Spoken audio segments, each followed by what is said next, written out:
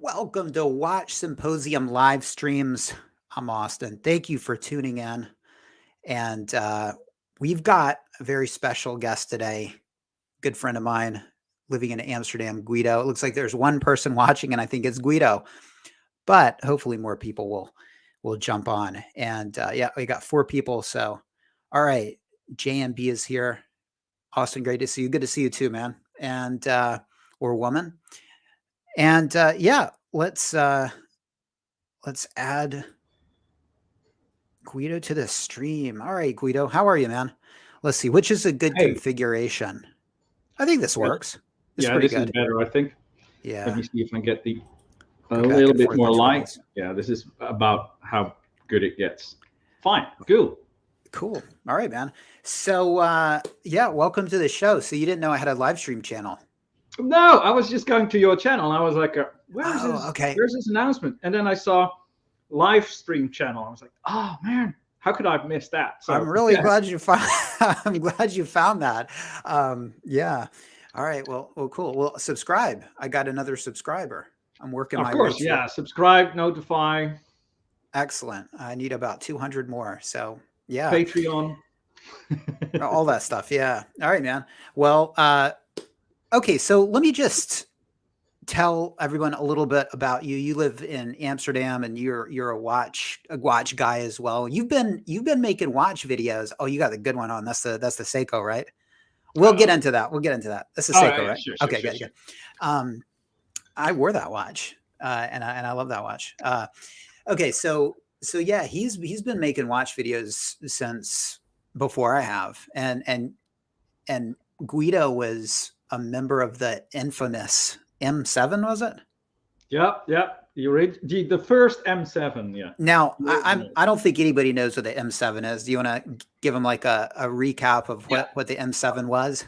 yeah. I think the YouTube channel, my YouTube channel, started somewhere in 28, and I started uploading watch videos somewhere in 2013, somewhere around that time. Okay, all right, about a And year before Archie me. was really upcoming at that time, and he Hmm. still made a lot of videos that you didn't see his face, you just see pictures, and he was talking over the pictures with his classical song underneath it.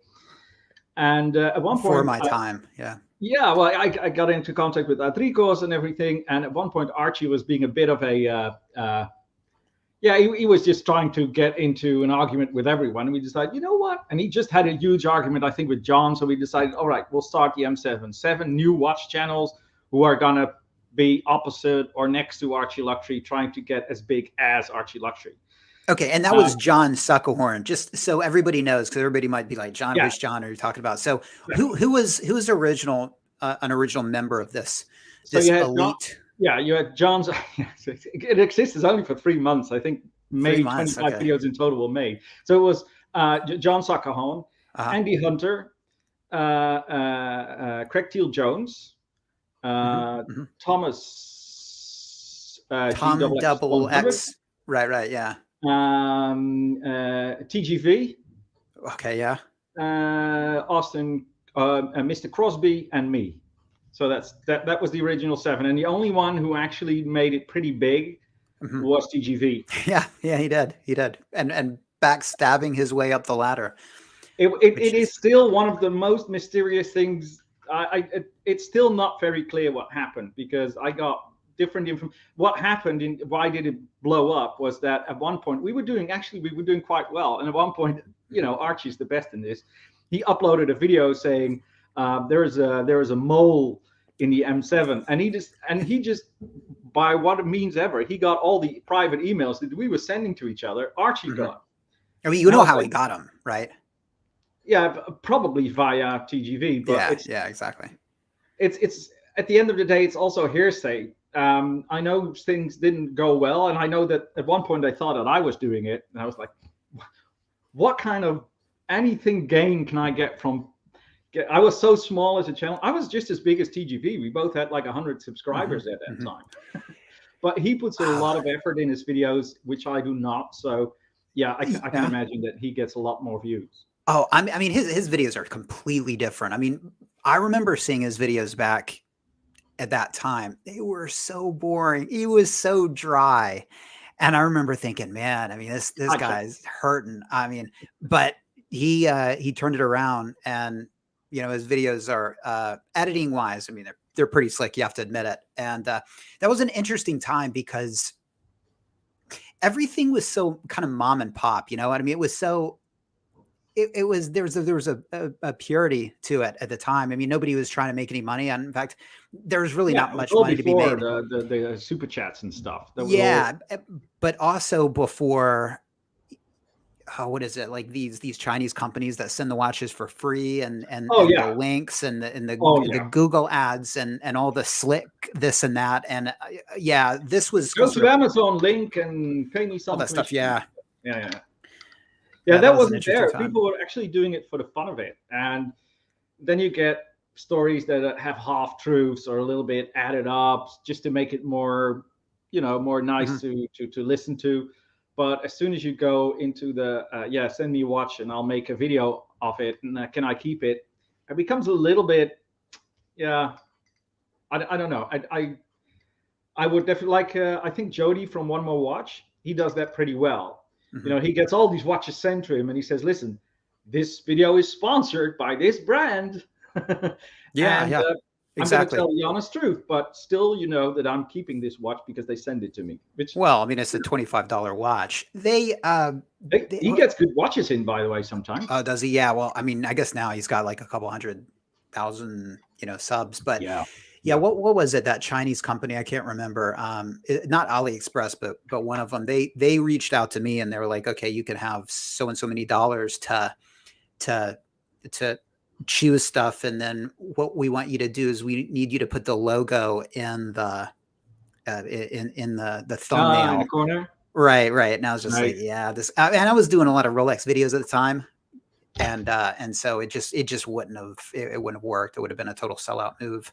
That's you wouldn't want to have that. Well, on the other hand, if they pay you maybe $1,000 a month, well, you get a cut, right? You get a cut from the watch. Who knows? I mean, if I had done it, I could have taken my channel in a completely different direction, and I could be like, just nipping at Jody's coattails right now. Who knows? Well, the whole thing with TGV as well, we can say about him what we want and that he's whatever, but he was the only one who actually had a watch brand making a watch especially for him with his design. Not impressed.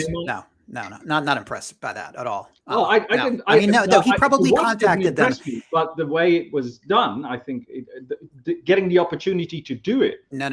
He probably contacted them and said, let's do this. And then he was like, oh, they reached out to me. That's the way that guy works, right? Well, remember, he said that Watchbox contacted him, and Tim made it a point to say, when you reached out to us, and that let everybody know when he and TGV were on camera that, okay, you were the fucker that came sniffing around to us.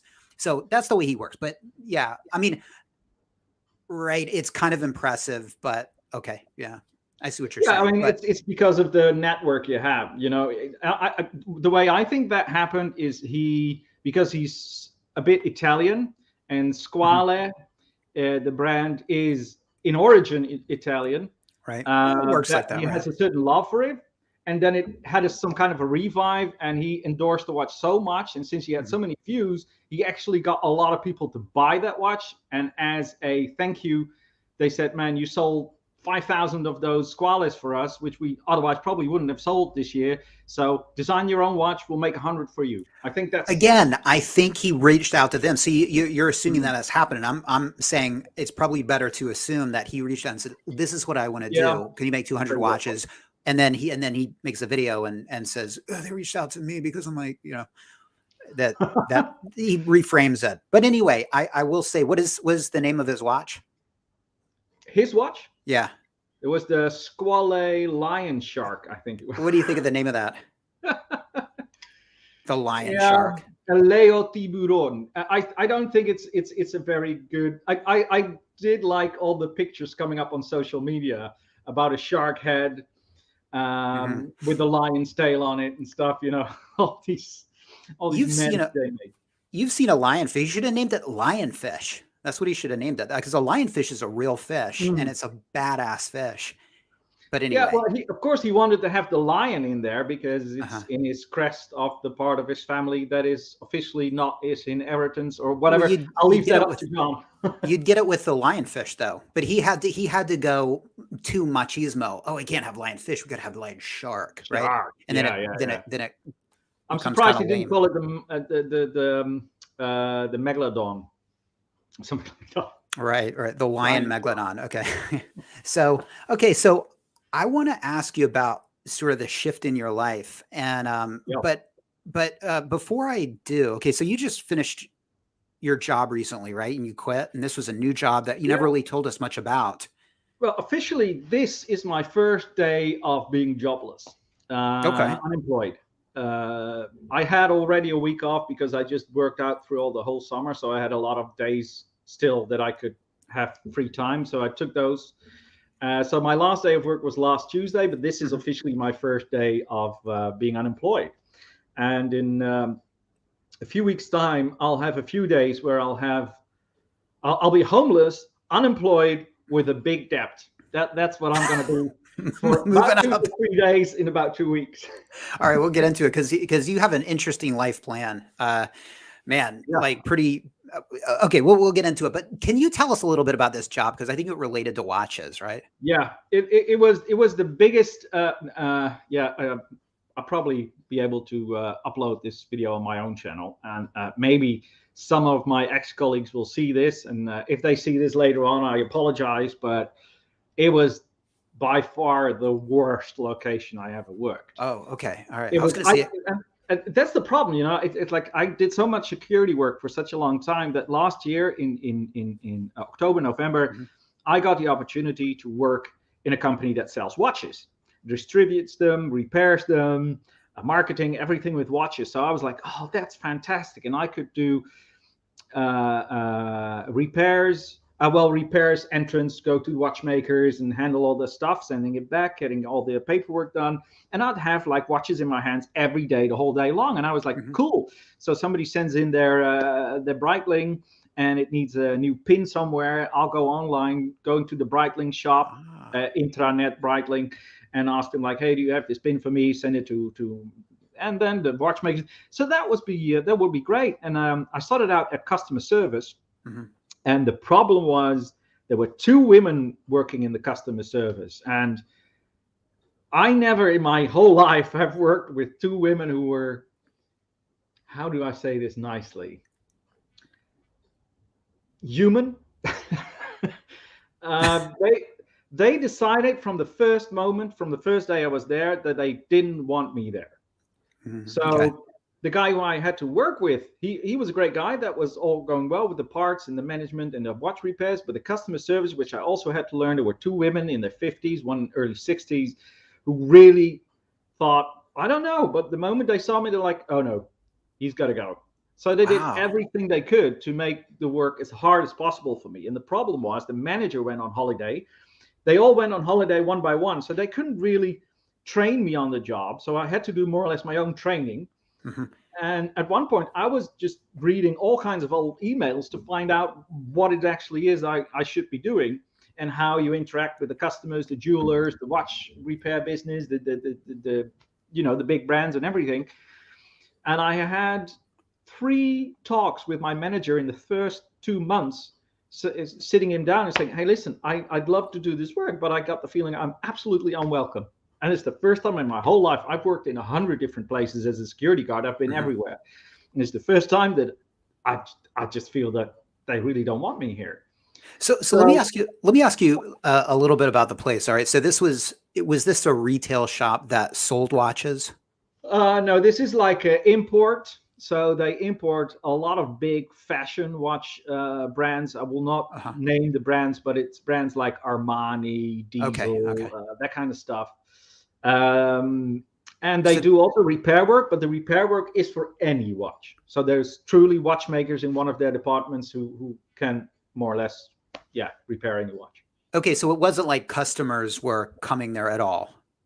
Yeah, it's both. It's in general, it's jewelers Mhm. buying watches and sending watches back for repair. People who are stupid enough to go to the jewelers to go send their watch in for repair. Okay, so they sold jewelry. So I mean, it's a retail shop, right? No, it's like the part before it goes to the shops. So it's like this big storage where with offices where all the watches come in from China, and they're sent. They get the orders in from all the jewelers, and we send it to all the jewelers in the country. Okay, like a wholesale place. Yeah, I think that's So like if I were in Amsterdam, I wouldn't be able to visit Oh, your. no.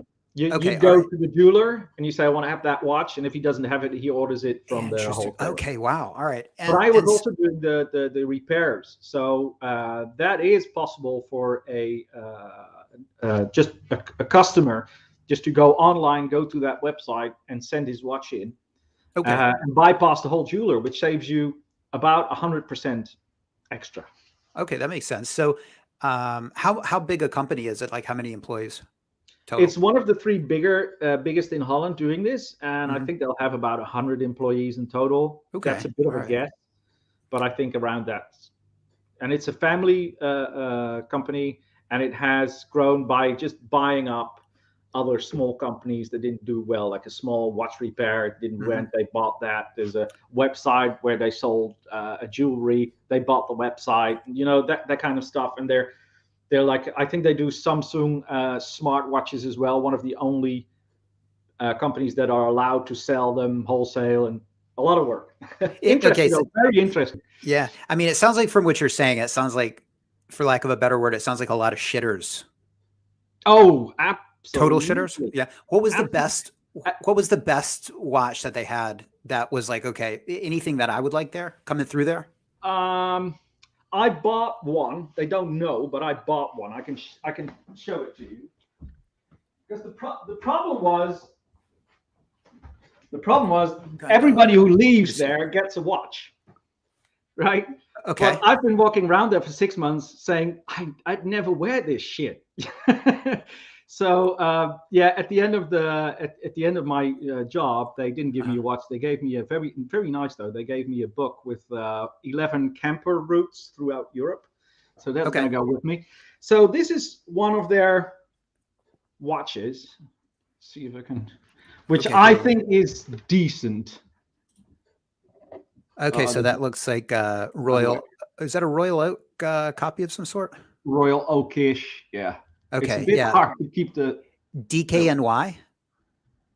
No, it's called Olympic. Okay, but I like the dial. Sorry, guys, but this is very counterintuitive for me. So I like the dial. The date. That's okay. We've seen enough. Yeah, exactly. Get it off the screen.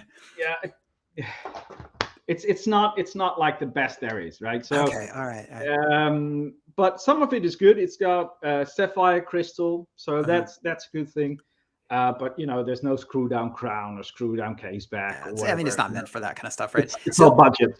So did you learn about watches, or maybe I mean, yes, I learned a lot about how it works selling watches as a jeweler, how watch repairs work, how ordering parts for watches work. A lot of new brands I never heard of. I learned a lot from, of course, the watchmakers whenever I talk to them, and in the storage room where I spent the last 3 months, I got to know a lot of, you know, how it works with all the different watches, what's going where, what's guarded, what's not, and how does the security work and all that stuff. So that was that was really interesting. I think the most important thing that I learned was, and how to say that nicely, how ridiculously the customer is being duped. Interesting. Okay, so I'm going to ask you about that in a second. Just throughout some of the brands, you said like Armani, and I guess that was an Olympic watch. Never heard of that. What are some that maybe we've heard of before? Pagani, Lacoste, Mondaine. You know, the Swiss railroad watches. Okay. And some of those, they're big sellers of fashion watches as well, but I rather not bring the company too close to the stream. Right. So they did have Swiss watches. They did have Swiss watches too? Only in repairs. Only Okay. people All send right. them in for repair. Now, Interesting. I think the most expensive watch they sell, apart from maybe a few Samsung whatever watches, but I think it would be one of the fashion watches is about 450 euros. Okay. And just like any other watch, it's probably China made for about $10. Yeah. And it's So only so 400 euros. do you know the markup of these watches? No, no, Yeah, that's I probably a only see guarded secret. what. Yeah, no, I only see what for some I could see what the company paid, what the jewelers paid, and what the customer paid. Uh-huh. But most of the time I saw what the jeweler paid and the customer paid. Okay, well tell us And about of that. course, it's some of every, and it's, I have to nuance it a little bit because people told me as well. So yeah, Guido, but don't forget that these jewelers, they're in a nice shop. They got their rent, their people walking by, their coffee, everything they do, everything comes from the watch you buy. So it's not like they rip you off. They do, but there is a certain logic to it. But it's getting completely out of hand. Because let me give you an example, right? Okay. If you go to a jeweler and you want to have your Seiko, just a normal everyday Seiko, and you want to have it repaired. For example, you got this one and it doesn't work, so you think, okay, I'm gonna bring that to. See, it's a bit weird. Let's see. Anyway, so you bring that in, and it needs a new crown. So he sends it off to a watchmaker, and the watchmaker will look and he says, "Oh yeah, needs a new crown. The rest is still okay. Okay, new crown. Order it at Seiko. Seiko orders." Tells maybe the crown is 10 euros. Watchmaker says, okay, that's 20 euros for the crown. And you send it, and he sends it back to the jeweler, and the jeweler sees it, and he's got like, that's 20 times 2, that's 40 euros for the customer. So if you can bypass the jeweler, you save yourself often 100% in a watch repair. And what I Is that think for labor? Is it 20 yeah, bucks? the jeweler just it's like a bottle of champagne in a hotel. If you order a bottle of champagne to your hotel room, it goes over the cup. Right. The top. Meaning, okay, they just double it. Yeah. And the problem is, you would expect, like, yeah, if I do a battery and it's 5 euros, you get another battery 10 euros. Yeah, that's fine. But if you spend like 1,500 euros on the servicing of a Breitling, and the jeweler says 3,000 euros, right? You didn't know you're spending 1,500 euros at the jeweler. And that's just because he opened the door for you and gave you a cup of coffee and took your watch and did post it for you. Right. Yeah. And I'm not saying every jeweler does this, but from what I've seen, it's not only in this job, but from what I've seen, it's the vast majority. It's just and a lot of them do some repairs themselves, like battery changes and stuff. I better be careful with that too. I'd rather send my watch in for a battery repair, battery change for $25 than having it done at the jeweler's for 10. Well, yeah. I mean, and it depends on the watch as well. I mean, if you're talking the watch you have on your wrist, which is a Grand Seiko, do you want to tell and show people what that is? Because that is a really an amazing watch. It's probably one of my favorite Grand Seikos. Let me, whoops, wrong one. Hold on. Yeah, this is the SBGX 117. Let me see if I can. So it's got kind of a white dial, right? Sorry, it's the SBGX 115. Excuse me. Yeah, it's got a whitish dial. It isn't really white.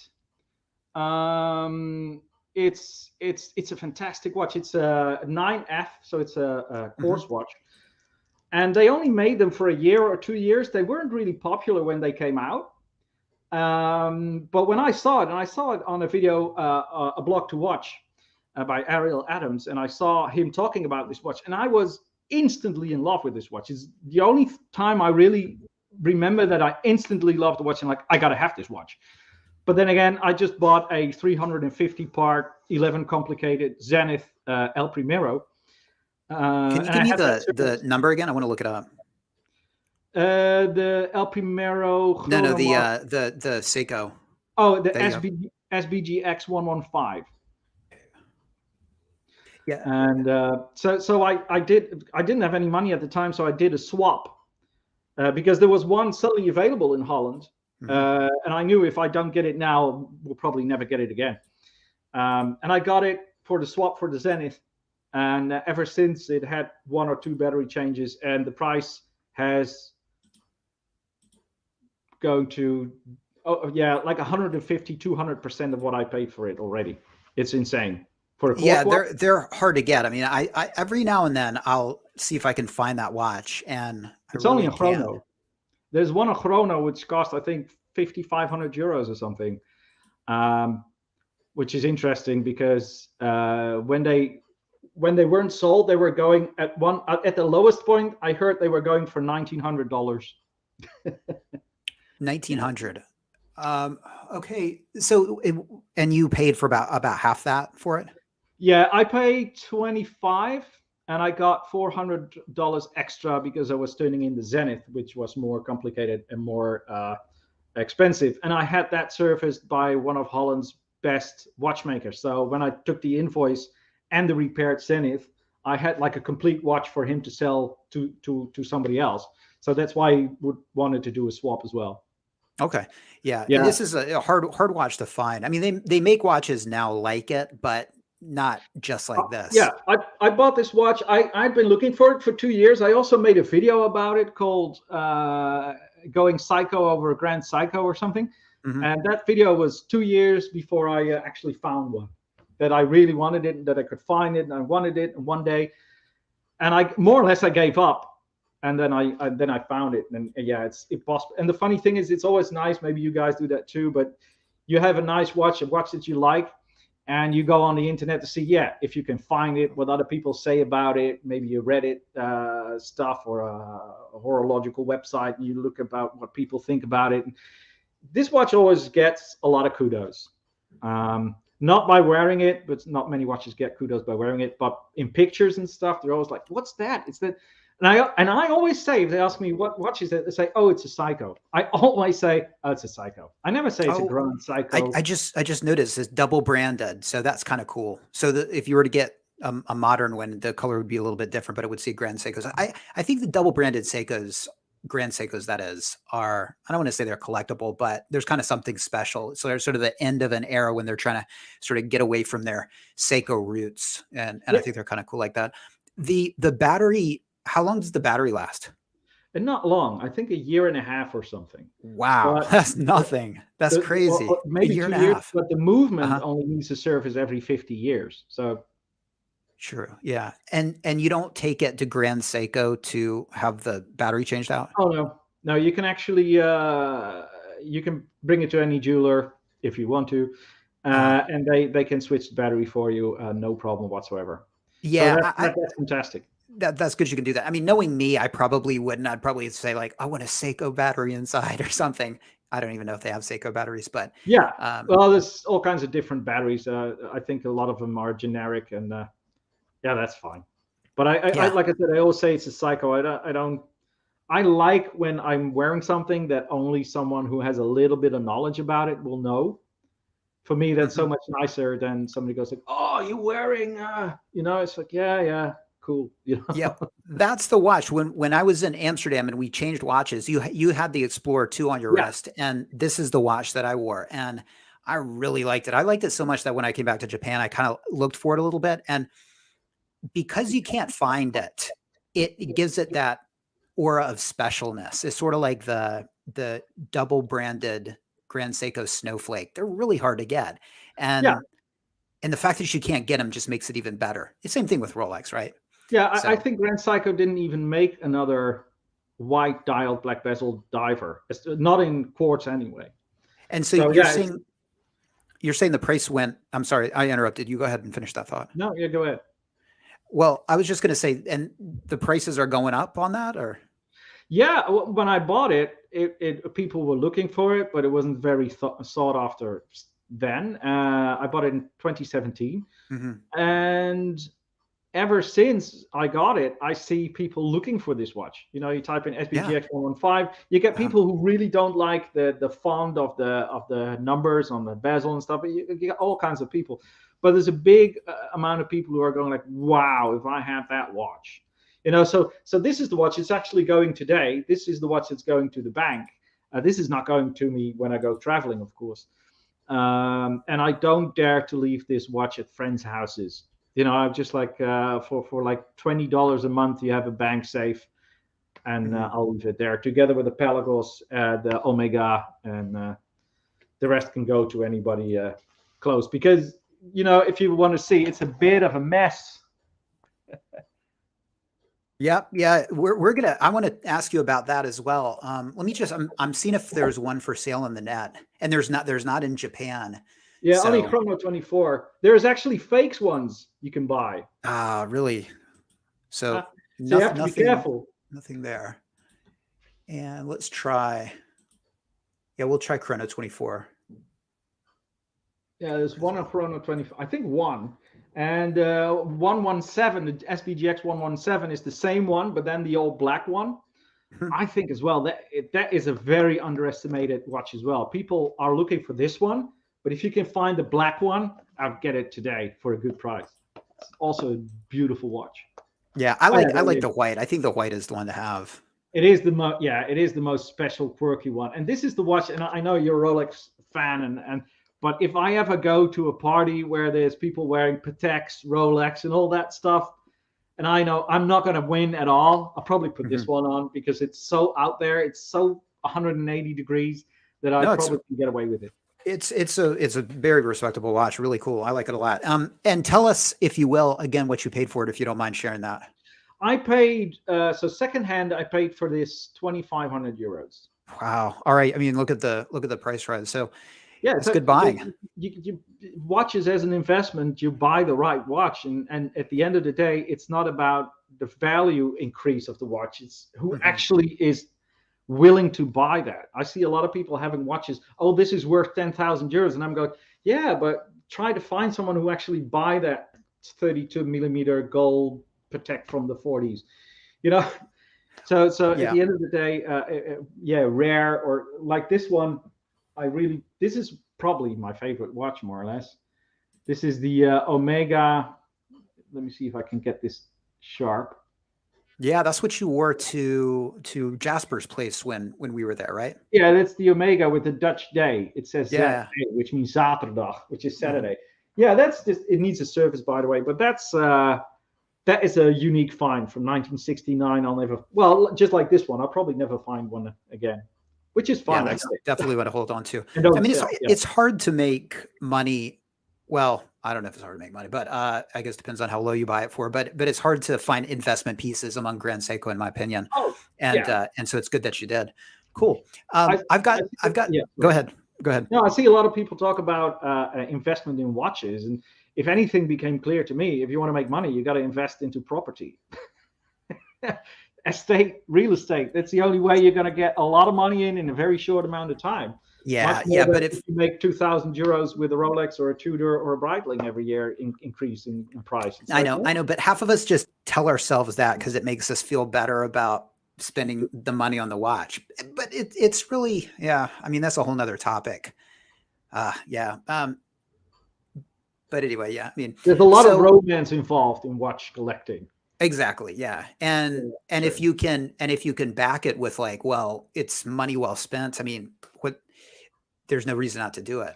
Right? Hey, at the end of the day, you have to wear it. So if you want to spend 1,000 euros on a Casio because you love that specific model, fine. I just see a lot of people buying it because they want to impress or invest and then put it in the safe or whatever. And it's just like, I love wearing this watch, even if it's indoors. But and I'll take this out. But there's some watches I won't wear in certain areas. But I think we all have this. Certainly in this day and age, you hear a lot of robbery stories, and so you got to be a bit careful. That's why I'm only taking G-Shocks probably to drive. Okay, so your other good watch, by the way, guys, is he's got a black first generation Pelagos. That's a 2550 TL. Now, which do you baby more, the Tudor or the Grand Seiko? It is. I've asked that question myself a lot of the time, and I should say the Tudor because everything is built around the Tudor. The channel, my watch collection, more or less started being serious with the Tudor. But again, it's the romance. If you put a gun to my head and say you have to take the piece according to your heart, I'd probably take the Tudor. But if you tell me, like, what is your most favorite watch, I'll probably take the Grand Seiko.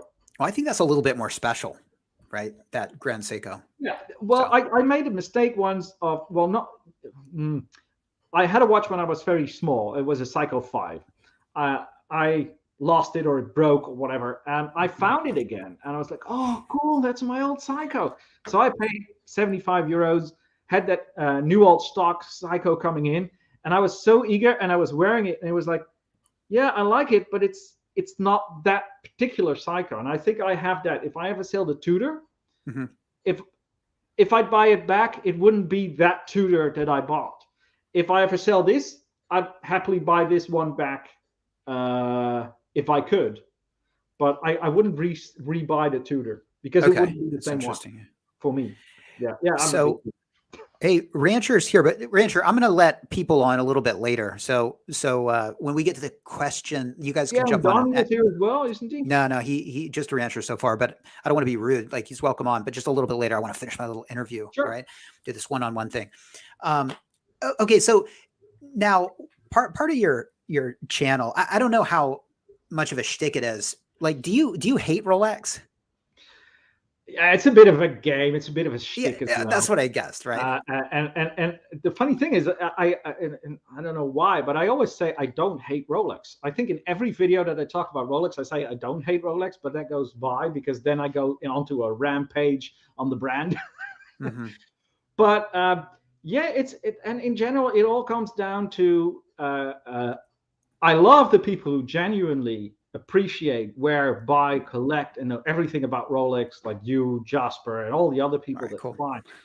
But there's like this 95% of the people who have anything with watches who are just completely brainwashed by the brand. It's like Ferrari, it's Rolex, it's Apple, it's all McDonald's. You know, if I'd say the food at McDonald's is the best food you'll ever eat, everybody knows it's bullshit, but still we know a little bit how the romance about it works. And I think the same works for Apple, the same works for Rolex, and you know, it's perception.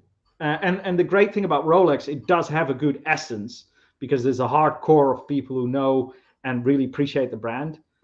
But the perception of the brand has been completely circused out. I mean, it's people are being murdered for fake Rolexes.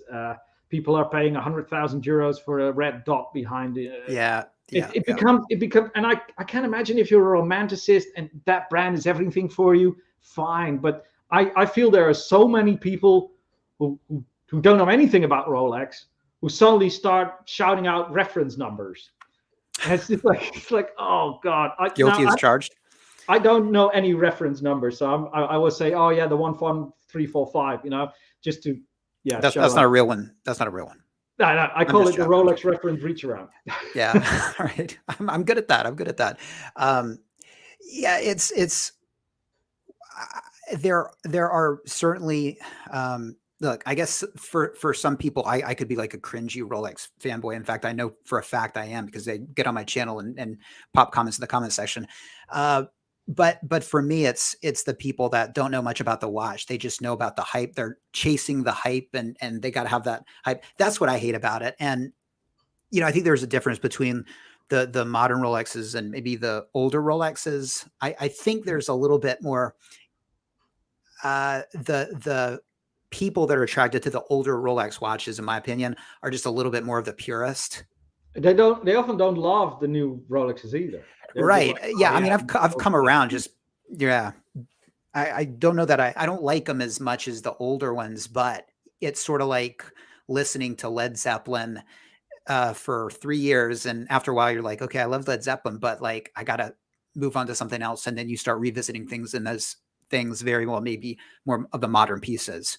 You know, you can only beat a 5-digit so much before you've said everything about it and you've thought everything about it. And, well, that's the thing. I watch. I decided at one point, you know what? I'm only annoying myself by watching all these Rolex videos because the brand doesn't do much for me. So I don't watch them. I watch your videos about Rolex. If I watch your Rolex videos, it's often your videos because I like your location, the stuff. Well, if you watch a video of mine, it's a Rolex video.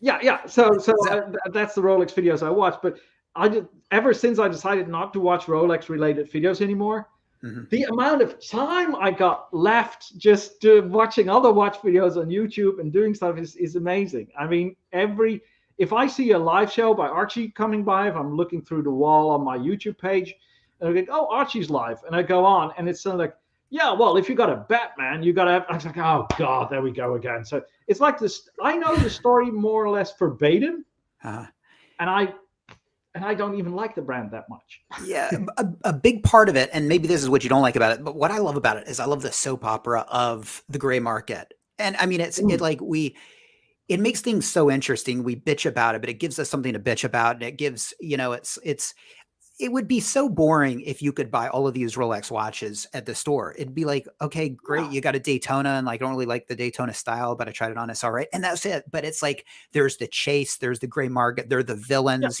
who are the villains? Is it a Rolex, the villains, or the gray market, the villains, or the people that pay the money? And are they twats? I mean, there's so many dynamics to it because of this. And I find it really fascinating. And, when a model comes out, and like, does the old model go up, or all of these weird things? And I just find it kind of fascinating. I love that aspect of it, and it both pisses me off as well. Let me do some. Go ahead. Paul Thorpe made a very nice video, I think about 6 weeks ago, about it, where he talked about Rolex reaction to the whole waiting list, gray market price stuff. It was like I think it was like a 7-minute video where he shows that Rolex sends out the statement going like, "Hey, listen, we don't do anything with this. This is the market. We don't restrict watches. We don't have waiting lists. This is all the market. This is not us." And I thought that was a very good, sympathetic gesture by Rolex to say that, just to come out and say, "Hey, listen, what you do with our watches, we don't care. We make one of the best watches around. Whatever happens out of the stores, yeah, sorry." Because I really don't think they like their watches being that popular, infamous, and all that stuff. They're a brand. They're the world's most reputable brand last year still. Yeah. So they don't want to have all these criminals and heists and all kind of stuff, fakes, and they don't want this because they're not making any money of it. Well, my take is they love the situation, but people are turning their ire on them. So that was a CYA, a cover your ass announcement saying like, hey guys, it's not us. Point your ire. And in fact, in that, I think I broke it down in a video as well. They hint that it's like, I think they point their fingers to the dealers. I think it was very subtle, but it was basically like, hey, not us. And I thought that was really interesting. It was like, because Rolex is a company that it's so above everybody, in stature, that they would never answer to anybody. But you saw that they knuckled, that people were so kind of pissed off, and that they just, the PR people were like, God, we have to tell them it's not us. And I think Paul was like, he said, I don't think he was quite buying that it wasn't them. He's always been sort of like they're holding back. I don't think they are, by the way. I know they're doing like 24-hour shifts or something crazy, working like 6 or 7 days a week, pumping out these watches. I just don't think that they can meet demand, and I think new markets have opened up. So I think they just they can't do it.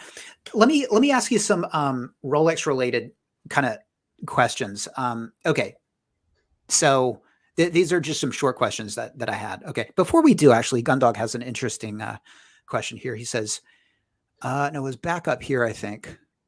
Maybe we'll just spend a moment on it. Honest question, and I'm not trying to cause trouble, but how do you quartz guys look at wearing a quartz watch as being any different from just looking at your smartphone to tell the time? Okay, quartz guy, how is that watch on your wrist better than a smartphone? I like that question. I like it. It's nice and pointed. Well, first of all, a smartphone and a watch are two completely different things. I wear a watch. People tell me, "Oh, I got a phone for that." I see people with a smartwatch. I go like, "I got a phone for that." So, at the end of the day, this quartz watch, for me, the engine isn't the most important thing when it comes to watches. For me, the watch is, how does it look? Now, it doesn't mean that the engine is completely irrelevant, but I have to look at it every day, and it's not a skeleton dial. The only way that I can see that it's a quartz watch is the way that the second hand ticks. Mhm. But then again, and we didn't go into that, but this quartz watch is a very different quartz, and this is the whole information, maybe how do you say it, or interpretation about quartz. You have quartz watches that is $1. You know, those are really throwaway quartz watches. You wear them, your bracelet breaks probably within 2 weeks, and you throw it away. But this quartz, it is put together by hand. The crystals are selected, grown, and made by hand by Seiko in-house. They do everything, and the watch has a 1.5-year battery, so that's not long, but you don't need a service for 50 years. So there's so many. I can sell this watch in 25 years time without the buyer having any issue with, yeah, but is the watch gonna be okay? Does it need a service? No, it's a quartz watch. There you go. So the more watches I get, the more quartz I want. Now I think every collection needs. That's beautiful. Every collection needs a automatic watch, but having quartz watches in your collection, the more watches you get, in my opinion, the more choices of quartz I'll make. Because at the end of the day, 9 out of 10 automatic movements are not that special that you should take that over a quartz. Otherwise, you should buy a GLC or anything special that really has a beautiful movement inside. But if you got an ETA watch, it's fine, you got an automatic watch, but it doesn't make any difference to a quartz, in my humble opinion. Mm-hmm. So let me just give my impression on that. So yeah, I mean, I'm not a quartz person at all, but I like the idea of just a watch you can grab and go with. And for me, it would be one of my Casios, or it would be like this Timex Q, which is just kind of a low quality watch. It just doesn't sort of tick off the box of having something special. And that's really what I think Guido has with that watch, in the sense that it's a Grand Seiko. It's highly accurate. It's beautiful. But here's the key. It's really rare, and that makes it fascinating. And of course, I'm fully willing to admit that if these watches he had were a dime a dozen, I would regard it about as much as I regard this. All right. But it's not. And so that goes to we always, and I must say, appreciate what is hard to get. And so, yeah. But I must say, I'm often just as happy with wearing a cheap watch as wearing a expensive watch. I get just as much joy from wearing the new Rangeman that I actually have on a strap, which is much better than that stupid raisin they make. But anyway, so I can enjoy wearing this watch as much as I can wearing this watch. Of course, this is more expensive, and I wouldn't sell it as quick, and I'm a bit more careful. But yeah, as wearing watches, if I buy a new watch and it's a $400 watch, I'm just as excited as if I bought my Tudor. Well, not my Tudor, because that was the first, but you know, I'd probably buy another watch in futures. But it's just about a watch, and this is also one thing. It's like people talk about best watches, but it's I think in general it's about luxury watches, because if you buy a watch that is $300-400, you got a good watch. You don't need a watch that is more expensive than that. And if you want to have a good dive watch, if you want to have a luxury dive watch, or a dive watch that can always be serviced, or a dive watch that you can own for the rest of your life or give to your grandchildren, all the extra factors that comes in might make you choose a more up market. But in general, a $500 watch will serve you the rest of your life, I think. Maybe, yeah. I mean, I'm for the cheap watches or the expensive watches. It's those middle watches that I think you lose the value. And I think, there's no value. Right. There's no value in $400 watches, not at all, unless they're rare again. Okay, so okay, I've been looking forward to this. So my Rolex questions. Okay, so let's keep it to Rolex. And I'm not going to drill you too much on Rolex. I know you're not that interested, but your favorite Rolex watch, your favorite line, I should say. Yeah, we had this question. I think I answered it wrong when you were in Amsterdam, because I was talking about the infamous, very elusive 42 millimeter blue. What was it? Air Skydweller? King, which didn't exist according to many. Right, yeah. Actually, Skydweller? what I think is a good looking watch. There's actually new Rolexes coming out. I did like the one with the yellow dial with the honey. You made a video about it. The honey. But Not how do you call honey, it? What bees not, make? It's not next to that. honeycomb. Honeycomb? Yeah, it was something like that. It was like it was a gold or a yellow gold dial for Rolex with. Oh, okay. All right. Yes, yes. I know what you're talking about. Okay, here. I like that one. I thought Right. that was That's nice a looking. date adjust. You're talking about what is that called? The Jubilee Dial. And that would be yeah, one of the new dials. Okay, that's interesting. And you like the one that's gold? Right here. They have different ones. This is it, right? Yeah. Yeah, I think that's a really nice dial. Yeah, yeah.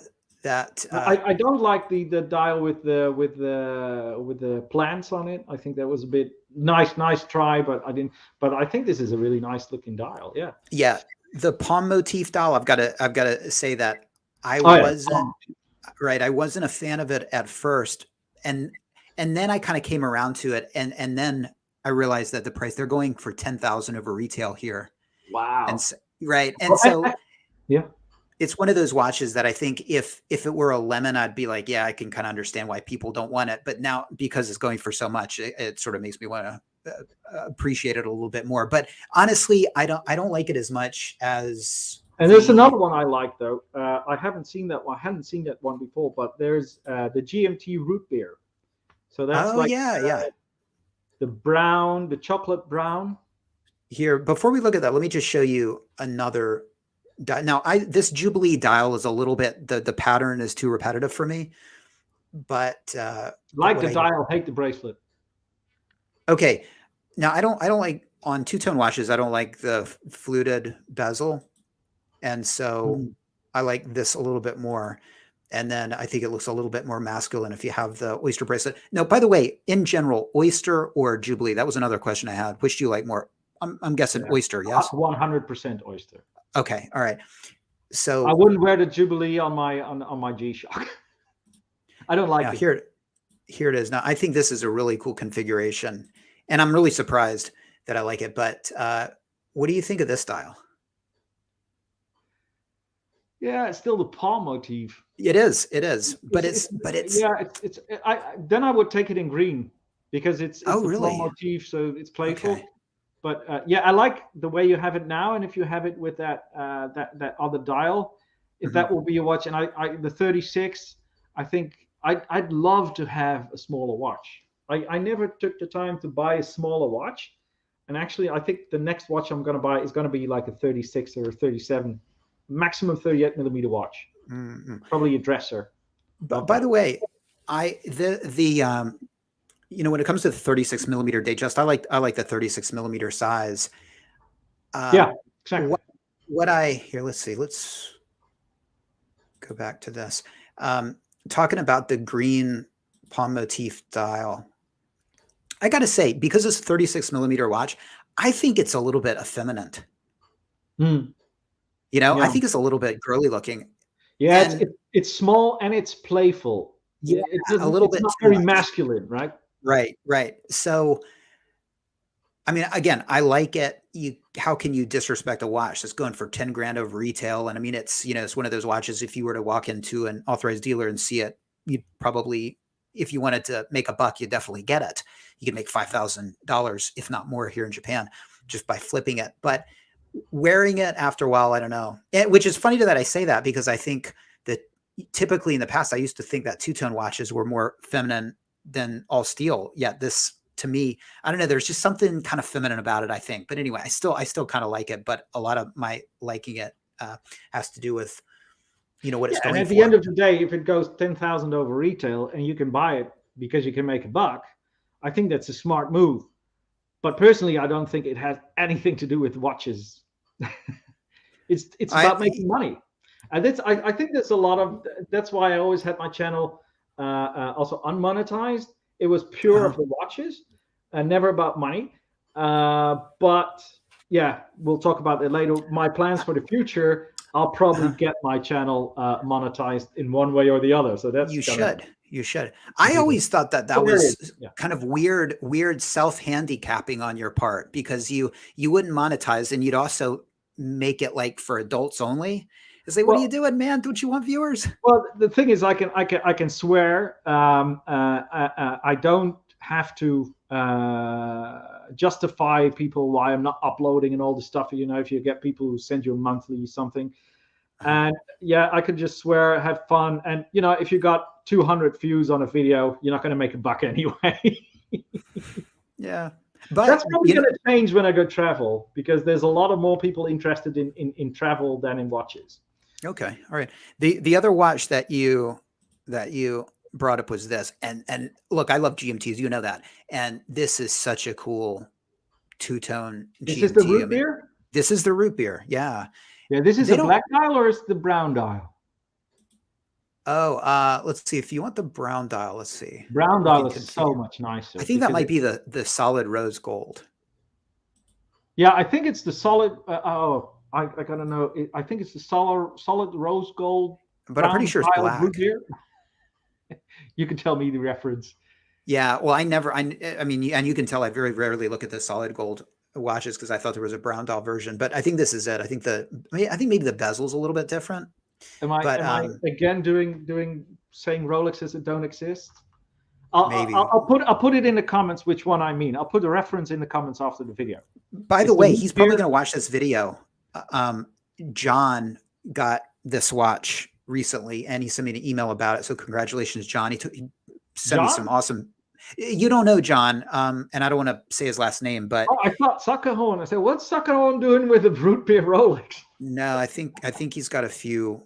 Like different John, but this is a really cool, you know, I look at this two-tone GMT, and then I think back about that 36 millimeter two-tone watch that I showed you, that Datejust, and it's like, I mean, this is so much cooler. I mean, if you're gonna go two-tone, this is the way to do it. And it's like a couple $1,000s more for, in my opinion, so much more watch, you know, bigger, and you got the rotating bezel and this. I mean, this, for me, it's an easy choice. Yeah. Okay. So that's interesting. It surprised me to hear you say the Datejust, but that's what you said at first. You said two-tone Datejust. You mean in Amsterdam? No, I mean, like, okay. So let me ask you again then. Okay. So you walk into, somebody says, okay, Guido, I'm going to send you a free Rolex. Like, what would you choose? Would it be that two-tone watch, that two-tone Datejust? No. I only the dial I liked. I don't like the Datejust that much. I'll probably get this one. Yeah. The rose gold root beer, if possible, brown dial Rolex GMT Master 2.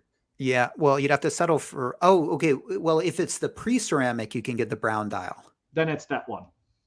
Oh, that's here. Let's see.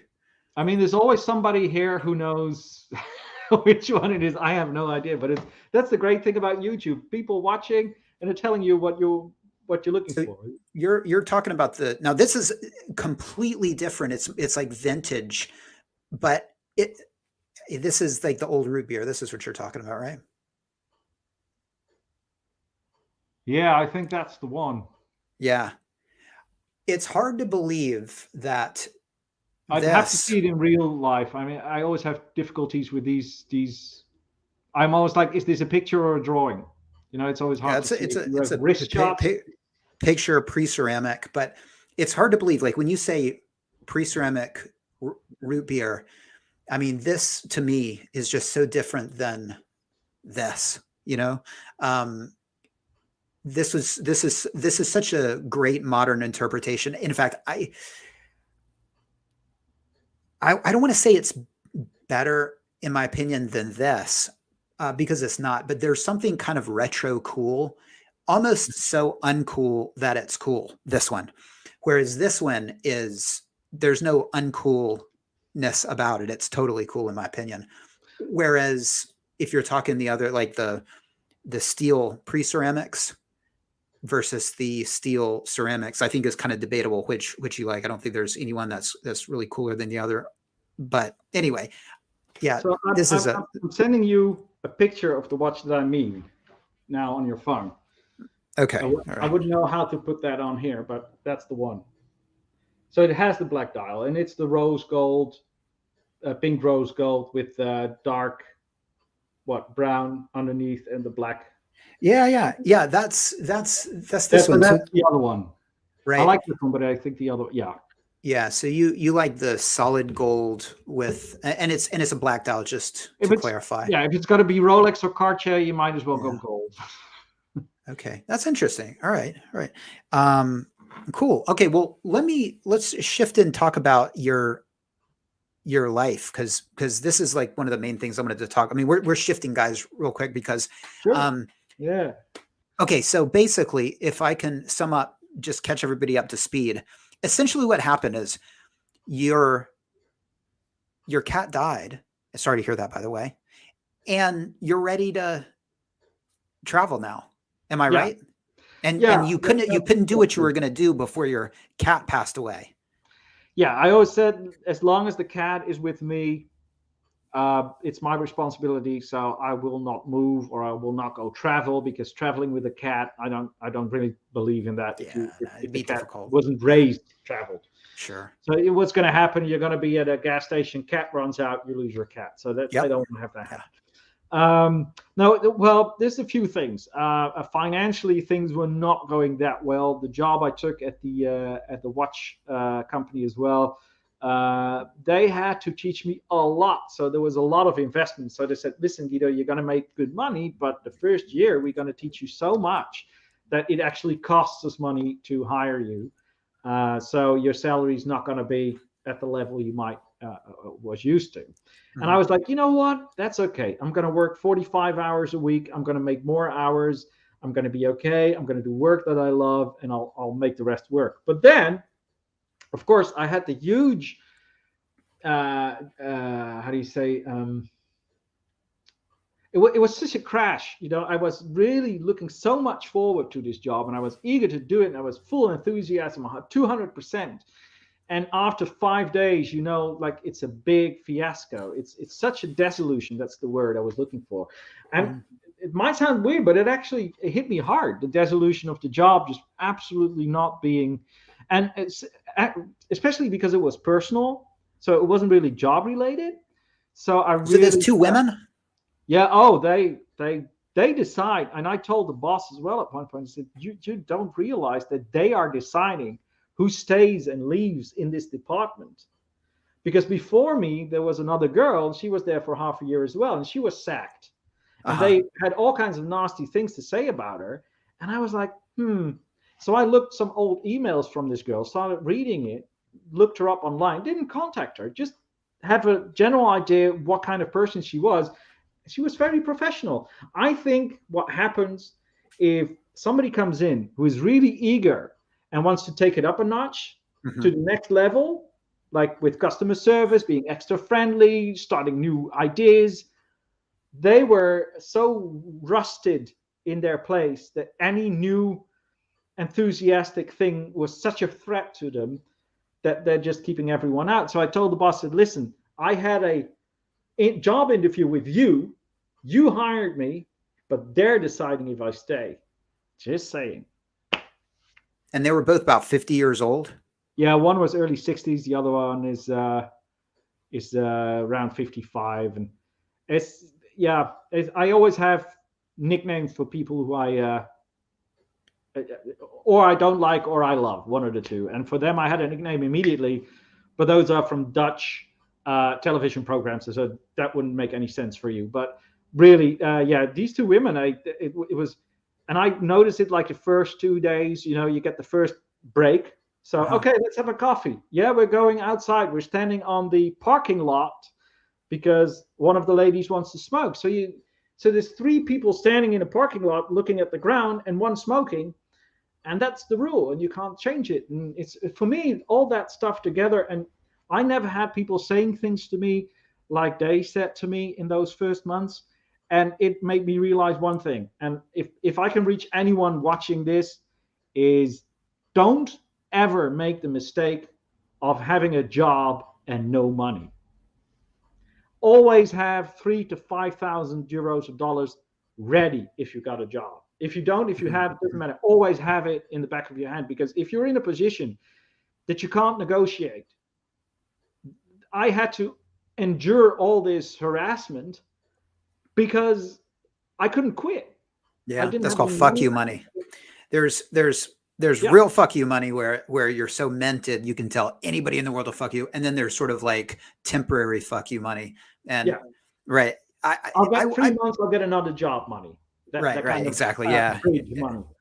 But I didn't have anything. I only had debts. So I had to go there, and then the cat died, and the cat died in one of the most worst times. So that was a bit of a blow. But when the cat died, I suddenly got into a position which I only realized like a week later. Is like, so we never had better prices for houses in Holland as now. I only had the cat. The cat is gone. There's nothing keeping me here. So now I walk back to my manager and said, hey, listen, whatever you want, you need to teach me all the other stuff for the next year for me working here. But I'm telling you now, I'm quitting this job in 4 months. So either you put me somewhere where the company can use me best, or you're gonna just like nothing do me here and just grind on in this department. So how did he react to that? Because it sounds like he wanted you to stick with it and sort of it's mold weird. you. Was he kind of offended by that? Because the manager actually watches my channel. That's one of the reasons I was hired. So the manager really liked me. My direct colleague that I would do the watch part with liked me as well. But it was the 2 women in the customer service who really, and I can't, it's, you had to be there maybe, but they decide who goes on. I don't think anymore, because I made so much noise about it that within the company, they're starting to think like, maybe it will be a good idea to hire someone and keep them and not listen to those 2 women too much. Because one is furniture, right? The one has been there for 20 years. And the other one, whatever. It's tough. It's like tough a little to helper, work with people, man. The one boss and a helper. Yeah, it's tough working for people and with people and office politics and whether people like it or not. So to explain what I actually did is like, how am I going to go through this? I need to make this work, especially when the manager was on holiday and stuff. And I was like, how am I going to through this? Because if I end up shouting at them or getting in a fight, I'll always lose, because they're the ones working there for 10 years. I'm the new guy. So that's not going to work. Right. It's like, okay, what I'll do is I'll work as hard as I can. And I picked up, as a customer service, I think I picked up 95% of all the phone calls coming in. I was like, whatever they tell me, whatever they tell about me and mistakes I made and all the shit they're going to tell about me to the manager, whatever, they will never be able to say I was lazy or didn't work hard or wasn't motivated. So they never really had something against me. They were looking for it, but I was just pounding all the phone calls, doing it, working. What I did, emails. So I worked so hard that I'm so happy that I'm done now, because I'd need a month or 2 to just let the whole work thing go. Yeah, it was really something strange. Yeah. I mean, I guess a psychopath would have done the exact same thing you did, but would have worked their way up just enough to like stab both of them in the back and get them, shooter. Yeah. But I mean, they were on the same level as you. They weren't like your boss, right? No, that's the whole thing. And that's why I told the boss, I said, listen, you're hiring me and they're deciding me if I get my next contract here. This is not good. And I think suddenly people's, this is what happens. And there's another woman there. She's also in her 50s, and she's like the son of the company. She's a light. She is always smiling. She was the last manager I had when I was at the other department. She was happy. She was smiling. She used to be a stewardess and always saying, hey, are you doing okay? Oh, great. Yeah, we're glad you're here. And always motivating stuff. It's like, wow, what a difference. So at first I was blaming it all on menopause. which I still do a little bit because, one of those women came in the morning and she was like, oh, it's so hot today. Oh, and I was like, oh God, I have to work next to that. Yeah, Having hot flashes and stuff. Yeah, So exactly. I want to ask you about your plans, but let me just go through some of these comments real quick. Oh yeah, I haven't been paying And attention. Sorry. let's see. So Nicholas is in Japan, and he says blue is still my favorite Datejust dial. I agree. I think that's really the classic, just a stick bright blue dial. Totally agree there. Absolutely. M3 6-speed. Thank you so much, man. This is a nice comment. Austin, love your watch channel. Keep up the great content. Much appreciated. And let's see. Yep. A lot of, I mean, that's the classic color. Well, I guess black, right? But it's a fun color. It's just enough color. The blue. When it all comes down to it, and you're not chasing the hype, and I want this one because it's selling for a little bit more. If you just step back and you say, what would I rather wear on my wrist? It's the blue. Thomas, great to see Thomas here. The 16753. Yeah, that would be the right. That's the root beer, but just the straight GMT version, which is pretty cool. And he says the vintage root beers are the best. The brown dials are gorgeous. They really are. They really are. I don't know which I like more, the pre-ceramics when it comes to the root beer or the others. I really got to say I almost like them about equally. And has the watch talk come to an end? Well, I don't know. Kind of, maybe. We'll see. Yeah, Bobby Legs likes the blue. Yeah. Well, just wanted to talk about very shortly what I'll be doing next year. Yeah, please do, because this is big. This is huge. I mean, so you sold your place. Yeah, so you quit your job. I'm not buying a new house. So in 2 weeks' time, I'll be out of a job. I'll be out of a house, and I'll have a debt. And then a few days later, the money that I made from selling the house will be on my bank, and it will be enough for me to be able to buy a camper van, a Boss camper van, and travel Europe for 6 months to a year, and then have a little money left to restart life wherever. I don't know. Could be somewhere in Europe, could be in Holland, could be in Ireland, could be in Slovenia. I have no idea at the moment. Why the camper van? Yeah, a Volkswagen, probably a T4 or a T5 camper van. Okay, so why the camper van? Because I like that idea, but here's the thing: I don't know that I would want to be married to the van. Meaning, I would want to backpack it probably. You know what I mean? And just stay at cheap places, hostels. Get a sleeping bag and just throw it in a in a field here and there, and just think really work. That will probably work in Asia pretty well. Then again, you're always on the road with all of your stuff with you, so you always have to look for everything. And you only have a certain amount with you, of course. In Europe, I think that will be, unless you go Airbnb, couch surfing, and all that stuff. But even hostels are not very cheap. So I think in Flying Holland, Peg, Amsterdam, $15. Yeah, $15 for a bed. Yeah. So that probably is going to be 17.5 by now. But then again, you 17.5 euros just for a bed. If you do that a whole year throughout Europe, maybe the average would be 10. You'd still pay a lot of money, like 3,000 euros only in sleeping. And the great thing about, and then this travel cost, if I have a diesel Volkswagen Westfalia, I could just drive wherever I want, park wherever I want, because it's not a mobile home. So if it's still a bit stealthy, I can actually put it next to the side of the street somewhere in a town, sleeping, and then the next day just drive away. So it has a lot of plus points, and I really thought about, but also with Corona, I'm happier with my own house because I don't have an address. If you have a home to go back to, backpacking is great. But otherwise, I come back after a year or wherever I end up, and I'm like, okay, so now I got a backpack and some money, and where I'm going to sleep tonight. And right. Okay, I hear that. Just whatever I want to do. Yeah, I let me tell you I would like to do this experiment, and what I'd like to do is travel super light. I don't even know if this is possible, but have like, one extra shirt, like one extra pair of underwear, and wear what I have, and have nothing but like a debit card or a credit card and just walk from one town to the next. And then when, when the clothes that I've been wearing for a week start to develop holes or just taste that reek, I just take them off and I go to like a dollar shop or 100 yen buy shop or new with ones. cheap and put on another one and keep going. And just minimalist. I think that super minimalist. I I don't. think that's very well possible. I think it's just You have to do it in summer, right? Not in winter. yeah, Maybe, well, but it's also I think it's a lot harder.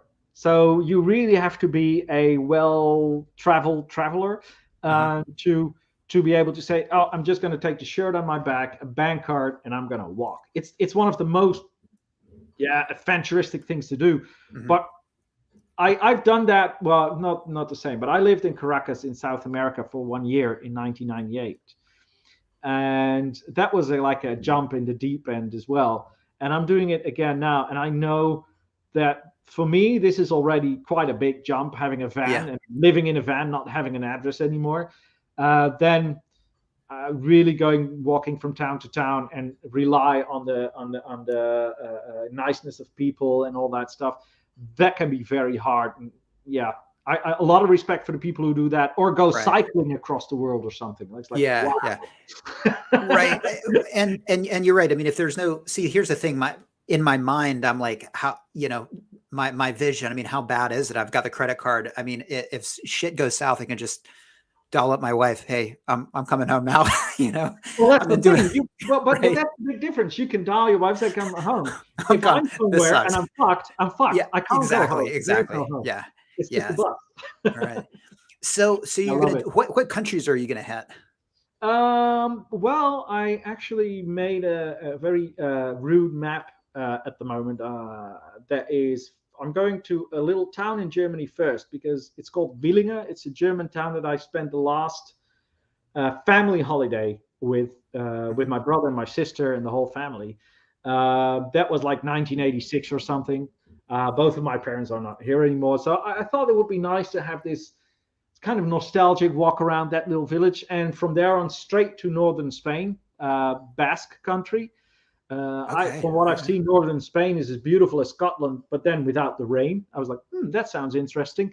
And then from Spain, I'll go northern Spain. I'll go Portugal, back up to Italy, Austria, Hungary, Croatia, and then back up to Poland, Lithuania, Germany, then maybe Scandinavia, and end up coming back down through Denmark, through Belgium, France, England, Scotland, Ireland, and meet up with a friend there who says he's got a job for me. All right. But anything can happen in the meantime. I mean, it could happen that I have to go home. It could happen that I find a woman that I love so much that I'm going to settle here. Anything can happen. But that's the great thing. There is no real definite end goal. My end goal would be not to come back in Holland. That's more or less my only end goal. It's not restarting my life in Holland. I spent 43 years here. It's been fun. It's been enough. Book closed. Okay. I love Holland. So it's a great country, and everything works. The great thing about Holland is everything works. Every plug, every tap is potable. Everything you need is there. But I guess you've just had enough, right? You want different experiences as well. I mean, where I live is like a little bit north of Amsterdam, and ever since this city is here, Amsterdam has been polluting all the extras to this area, and I see, that the neighborhood is getting a little bit more dodgy. I see all those little black Volkswagen Polos driving around. There's a certain kind of people who drive those. Everything together, it's if for example, if in the city where I live next to it, which is not Amsterdam, but if I'm in that city and I take a bus, I hear the word, because it's in Dutch, we swear with diseases. Why? I don't know. It's the way it is. And you sit in the bus and you hear two like 16-year-old boys talking, and within their conversation, you hear the word cancer like 25 times. It's like, oh man, that's cancer. Great. Oh yeah, cancer, man, cancer. It's like, it's cool. And instead of cool, they say cancer. It's just insane. So I'm just like, you know what? I've had enough. Wes says, I want to visit Tokyo from the States with just a backpack. Yeah, me too. That's the kind of traveling I want to do. While we're on this subject, I'd like to walk from Tokyo to Kyoto, you know. I'd love to do that. I don't know. I'm really in the mood to do some like hardcore hiking. I'd like to do it outside of Japan, but I'm thinking I might maybe doing something inside Japan, Well, and maybe doing my whole sort of nothing but the shirt on my back and a debit card. So I did Wes want is to visit you guys. You know, at one point I was like, you know what? I could sell the house, go visit John, go visit you, go visit Archie, go visit Adricos, alas. So, but now with the whole Corona thing and everything, it's right. just going to be so hard to do it. Yeah, I was gonna say if you know, obviously you can't take a camper van through Southeast Asia, but or Asia. Well, I guess certain parts you can, but that'd be kind of weird. You know, and be in China with your camper van, I guess is possible, but Oh yeah, there's people driving from London to Beijing and stuff. It's those are funny videos. More or less, I want to have of the whole. I'm gonna make videos of the trip, but I yeah, make like a movie at the end, like one movie of the trip. Is it going to be the same channel? Or are you going to start a new channel? I made a whole new channel. I made a website, I made everything, and then I decided, you know what? I already have. It's not big, but I already have an audience. Yeah. So and I think with the algorithm YouTube uses and stuff, like older channels with some good videos, they might get more attention than just somebody who starts today. So it's like, why would I just neglect all my old viewers? Yeah. Just it's just gonna go Guido Pelagos, and there won't be any Pelagos, but there will be a Guido and travel videos. And the reactions I got from people when I told them on my channel is like, oh, there's probably going to be more travel videos than watch videos in the future. They're like, oh, cool, man, I'm looking forward to your trip. So yeah, I love travel videos. So what YouTube travel guys do you watch? I'm curious if we watch any of the same ones. I don't really. What I always like is those single channels that make one video about their trip. So there's one guy, he made an appointment with his friends who's first in Rome from London, and they both film it or something. That's what I like to watch. There is one channel that I used to watch a lot, was called Katie and Eric. Okay, you probably know this channel because they're actually Americans living in Japan. There's a big channel. They started off doing a world travel in 2009, and they ended up in Tokyo because they loved it most there, and they've been living in Tokyo ever since. And they've been actually going throughout the whole country, all the, how do you call these, prefects, and went everywhere to show everyone what's nice. You probably like that one, Katie and Eric. I'll check that out. Okay. Yeah. But otherwise, no. I like you know, Bald and Bankrupt. Oh yeah, that one. Yeah. He's awesome. See, what I like about him is he's very educational. The way he lays out like where he is, so you learn something, and it's not cutesy. And look, I haven't seen Katie and Eric, but if it's yeah, well, a lot of the sort of the foreigner videographers or whatever YouTubers here in Japan, there's a too much cutesy there for me. And it's hard to explain, and especially if it's couples. But anyway, I'll check out Katie and Eric. I'll give it a chance. But Bald and Bankrupt is great. They're correct, but they're okay. They have this funny little things going on once in a while, but they're really family friendly. Yeah, a lot of these traveling stuff are family friendly. So actually, I hope, and I think my travel videos will be less ranting than my watch videos, because I'll probably have a few months of rest and easing up for the mind. Mm-hmm. But I hope that I can start something for the monetization via backme.org or anything like that, so that I can say, I don't need YouTube, so I can do whatever I want on the channel and don't have to be so correct all the time. Otherwise, YouTube is going to demonetize me. But you're not going to be. But you're not going to be like visiting brothels and stuff. I mean, you're not going to be doing anything that. Well, no, probably not on video. Just be very cagey about it. But I've never seen anything. I've never seen you talk about anything that would get you demonetized. To be Yeah, honest, unless just maybe swear. Probably only swearing. yeah, but do you need to do that? You don't need to do that, right? Ah, fuck no. Yeah, and you can drop one every now and then and still get away with it, right? I Yeah, think I think so. It depends a little bit on the subjects you handle yeah. that will get attention. The So watches are not. Yeah. right. So before I let you go, let me ask you about the watches you're going to take. You're not going to take any of the watches we've seen today, right? I thought about bringing the Pelagos because it would just be, yeah, Guido Pelagos on the road. It would just Yeah, just on your wrist. Just never take it off. But the thing is, it's a $2,500, $3,000 watch. I'm not afraid in Holland, France, Spain, but when I go to Italy, Eastern Europe, you don't want to walk around with 2,500 euros on your wrist. It's just not the smartest thing to do. And if they see you, because they won't rob you right away, right? So they spot you sitting in a restaurant eating something. They spot you they see you're a foreigner. They spot you with your Pelagos, and they just gently follow you back to your camper. And as soon as you arrive at your camper, that's that's the thing that they get your money, they get your camera, they get everything.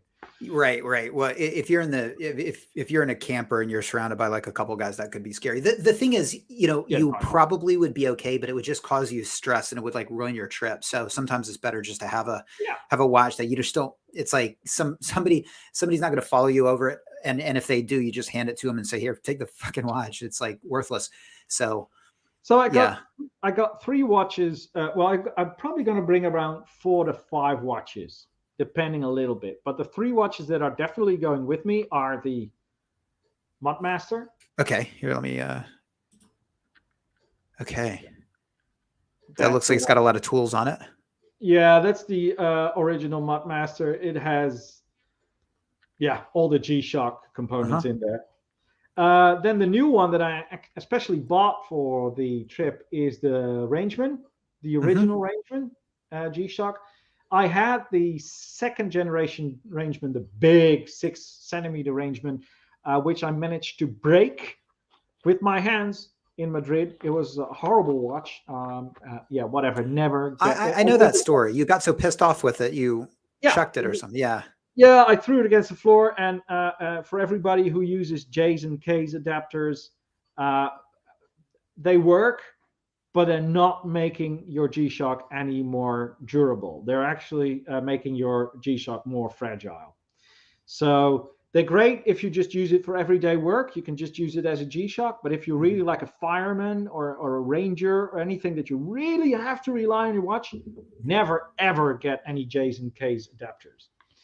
Okay. But that might be something for another video. But they can break the reason, because a G-Shock, these lugs. Those are strap adapters you're talking about, right? Yeah, these strap adapters are let me say steel. So these are actually okay. But the way you have to mount it, the way it is mounted, the effort you have to do to get it up on that resin. Is that because these lugs of those G-Shocks are resin. Yeah. So they break. They just break. If you put a little bit too much pressure, they break. I was surprised to have that happen like once or twice already. Well, Casio's period break. That's the thing. Yeah, but as a G-Shock, you see everybody with hammers pouncing on it. But at the end of the day, it's something as strong as its weakest link. And if that's the lug, then it's done. But then again, so I have this on a mesh, really nice little mesh bracelet. By the way, I agree with what you say. It's only as good as its weakest link, and for me, in my experience, it's always the bracelet, the bracelets that go on the G-Shocks or any Casios. True, and especially the plastic stuff. It's just it's not necessary. And then again, like I said, the Rangeman. So it's the Rangeman, the 5610, and the Mudmaster. So there's 3 G-Shocks going with me, and maybe I was thinking bringing this one. So, that's a quartz. Man, I think solar, I would want solar quartz. Right. Yeah, I would probably want or I could a bring mechanical this watch. This is the Seiko Blue Lagoon. That's mechanical, right? Yeah, this mechanical, this is actually a limited edition Seiko. They That's only make beautiful. 5,000. That's what I would take. Yeah, I would take that for A, because it's mechanical, B, because it's a beautiful blue. Visually, it's like that's what I would get so sick of seeing those G-Shocks all the time. Visually, I just would love to have that one on the wrist. I mean, it's such a Very contrast true. from that black plastic, you know. This watch has one problem though, and I don't know. I'm not very superstitious, but I wore that watch a few times, and every time I wore it, something bad happened. So it's like a jinx watch. So I'm like, I really want to take it and wear it, but I'm like, of all the watches I have, should I take the jinx watch with me on a trip throughout Europe? So it's like I do want to bring it with me because I love and it's strangely the bracelet is the best sitting of all my watches, even better than the Pelagos. Probably because it just the length is just perfect. Coincidentally, but yeah, I don't know. Can watches get bad vibes in them? I'm not sure. I mean, I know water. Leave it in the comments. Anybody had any experiences with watches, jinx watches, or is it all in my? It's all in my mind, I know, but it's a self-fulfilling prophecy. That's how it works. Yeah. You think you're going to be jinxed, and you're jinxing yourself. Yeah, that's probably what it is. But I heard that it could be like water. Water holds memories. I heard that. I watched Frozen too and found that out. That's a joke. Yeah. Okay. Well, it's all material. You haven't seen Frozen. Okay, I've got 2 little girls, so I'm referencing. No, I haven't seen Frozen. Okay, sorry. Wes P will get it. He's got a little girl who's probably seen it. Okay, so okay, that's interesting, man. Well, I would love to see more videos on your channel. By the way, I say the same thing to Matt Stevens all the time. I wish you guys would make videos because I love your videos. Coming. There is better quality coming because I did an investment for the channel. I got the new Samsung phone. Oh wow! How many cameras does that have? So it's like 6. 5. Well, jeez. A flash. Okay. 3 cameras and a flash and something else. I don't know what it all does. Looks hardcore. 5 cameras. Whatever. It just makes nice pictures. Got 10 times optical zoom, so I can actually make. Because I didn't want to bring, I'm not bringing a laptop either. I have that as a phone, a camera, and a laptop. Otherwise, you're in a small van with all these cables, all these everything. Yeah. It's just so much easier like this. I'm filming this on my Logitech webcam. Okay. That's not going to come with me either because I can probably use my phone the next time. But, for the stability of the internet and stuff, this works much better now. Does that phone have stabilization? Yeah, it's like you got I think you got the iPhone Max 13 or something now. Yeah, I think so, something like that. Yeah, 13. It's the equal one. Came out the same. Interesting. Okay. I think the Apple is a little bit better in filming at nighttime, and the Samsung is a little bit better in making pictures. Yeah, they're both like equal. That's the way to go. By the way, that's what I do. All of my YouTube videos on this, and maybe people don't know it, but everything is filmed on this and edited on this, and this I just plug this up to my phone, and this is an iPhone 7. So all right.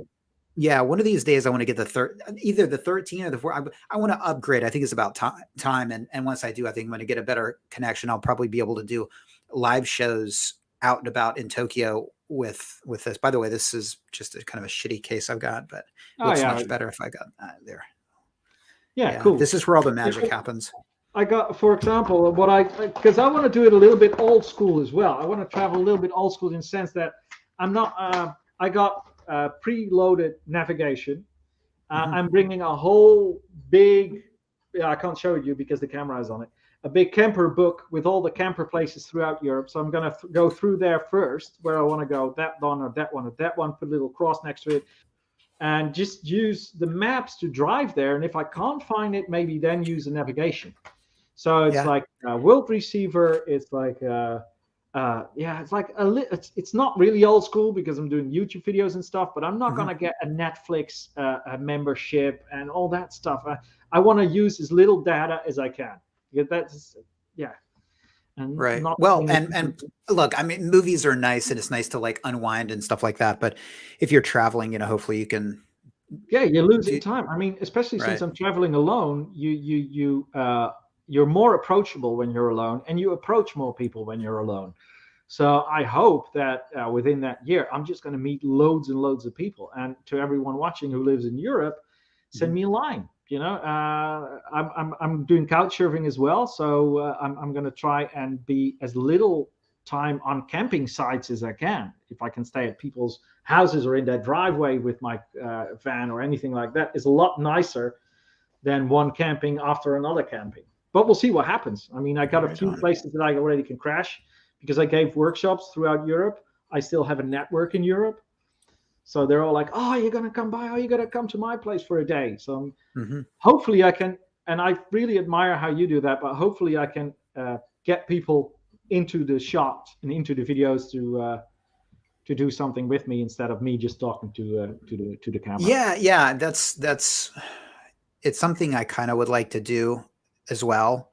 I'm not too shy about going up and like talking to people, but it's just like, I've got a poor excuse, but it's a real excuse. It's like sometimes when I have time off and my daughters are here, it's just like, I don't want to make a movie. I want to hang out with them.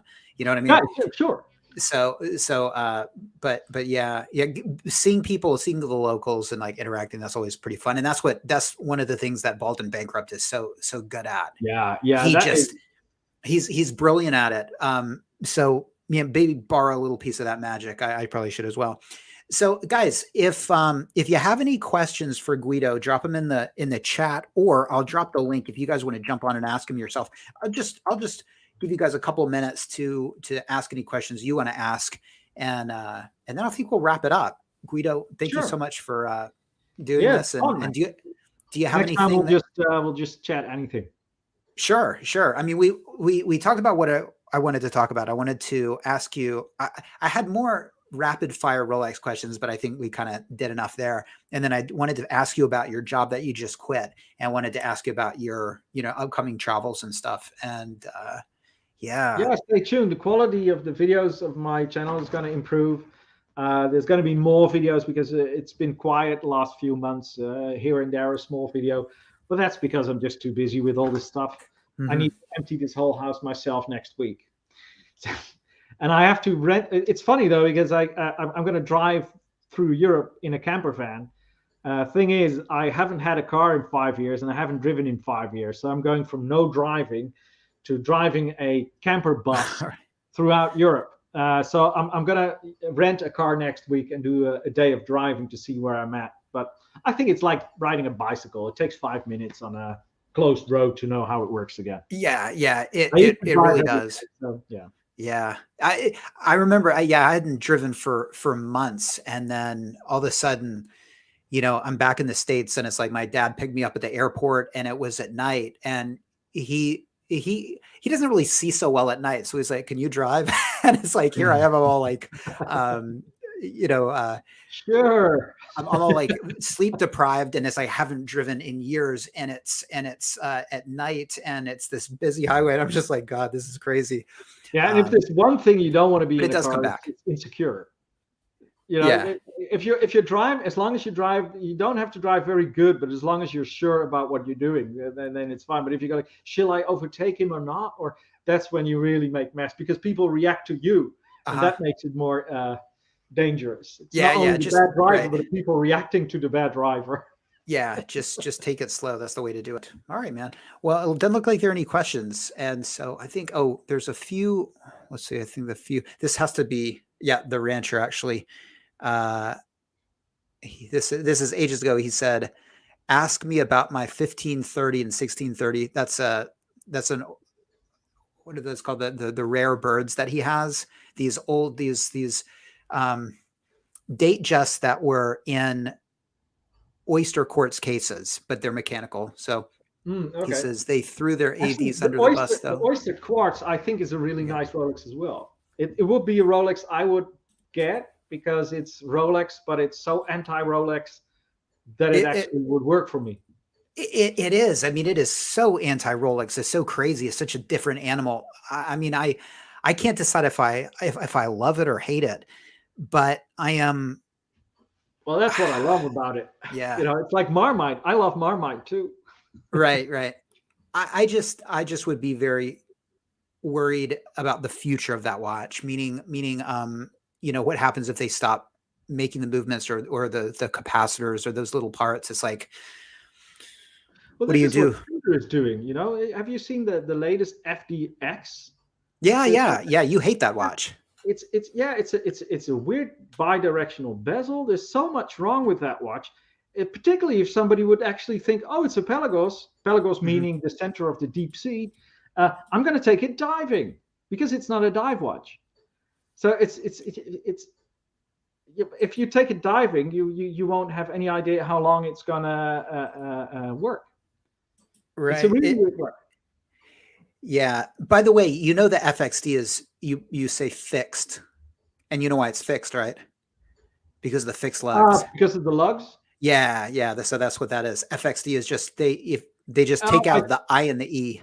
I thought it was stood for something like French extreme double entendres or something. Yeah, I don't know. Oh, well, this is one thing I wanted to ask you about. So since we're talking about Tudor, so Pelagos. do you feel like Tudor has panders to the younger crowd? I mean, I is think. this a young man's? Do Well, you think that? at one point, I like what they do because they made the P1, which is a very weird watch. Which I think if you like it, you should get it. But then they do weird things. They make the Tudor left-hand drive, which for at one point there was very successful because it had this Yeah, faux yeah, patina, it's the crown on the other side. It's for left-hand people, and it's like it doesn't make any sense. And now they come up with this, also a watch that you can't really use the bezel. You can't. It's not really very practical, and they took out all the best right. things of the watch. So it's like these Tudor ideas of these quirky things.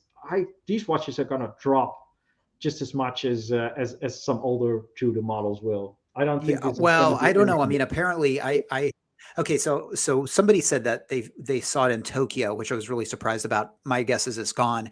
And then I heard it recently, or not too recently, on a live show. Somebody said it was selling for premium, and I don't know. And I'm sure that Well, this one, yeah, and I'm sure yeah, gray it's market new. dealers will I get mean, the it. LHD, the left-hand drive, was No, no, also not at the one left hand point drive. I'm talking broken. about the FXD, the fixed. Yeah, but what I mean is the LHD also started rising just after it came out, and now Uh it's huh. dropping hard. So Yeah, I yeah, don't think this price rise, if there is one, in fact, if it's selling for premium, I can't see it lasting. But I'm yeah. sure that, like, if you owned a shop, right, and somebody brought you one of the first, you would go for the moon. You'd tack on a couple $1,000s at least, If you right? wouldn't know what a Pelagos is and you see this watch, you go like, wow. But But but my whole point is that I think the gray market determines the gray market price out of the gate, and it's a fishing expedition. It's like, okay, let's put mm, 5 grand on it and see what happens. And if somebody buys it, they're like, shit, okay, we'll put 7 on next time. And so I think if you see it listed for a lot, wait, see if that comes down. But I guess it depends on if there's I'm, a person wanting to get it. I must say that what I really was surprised to find out, especially also this year, was the incredible difference between the knowledge of people. You got people who buy luxury watches. You got smart people, dumb people. That doesn't really matter. But there's so many people with so little knowledge about the market. There's people who buy Rolexes who never even heard of a gray market. They just go to the jeweler and this is the one I want and this is the one I get. And so this, yeah, this there's like two different worlds in watches. Yeah. There's one person who goes to the jeweler, buys a watch and likes it and shows it to the friend. Look, my new Breitling. And there's people who go into the rabbit hole with everything about the watch and the market and everything, gray dealers and stuff. And that Absolutely. makes this talk about Pelagos FXD very interesting. While there's this, I think the vast majority who actually buys a Tudor or a Rolex, they probably just walk into the shop, think that's a nice watch, that's the one I want. And they pay I huge think maybe retail. They pay 4,000 back. euros while they could pay 3,000, but they don't know Okay. that it's a great market. I would agree with you back in the day. These days, thanks to the internet, I think everybody knows what's going on. You know what I mean? And I think they kind of To a certain check degree, out yeah. a little, Yeah. you know.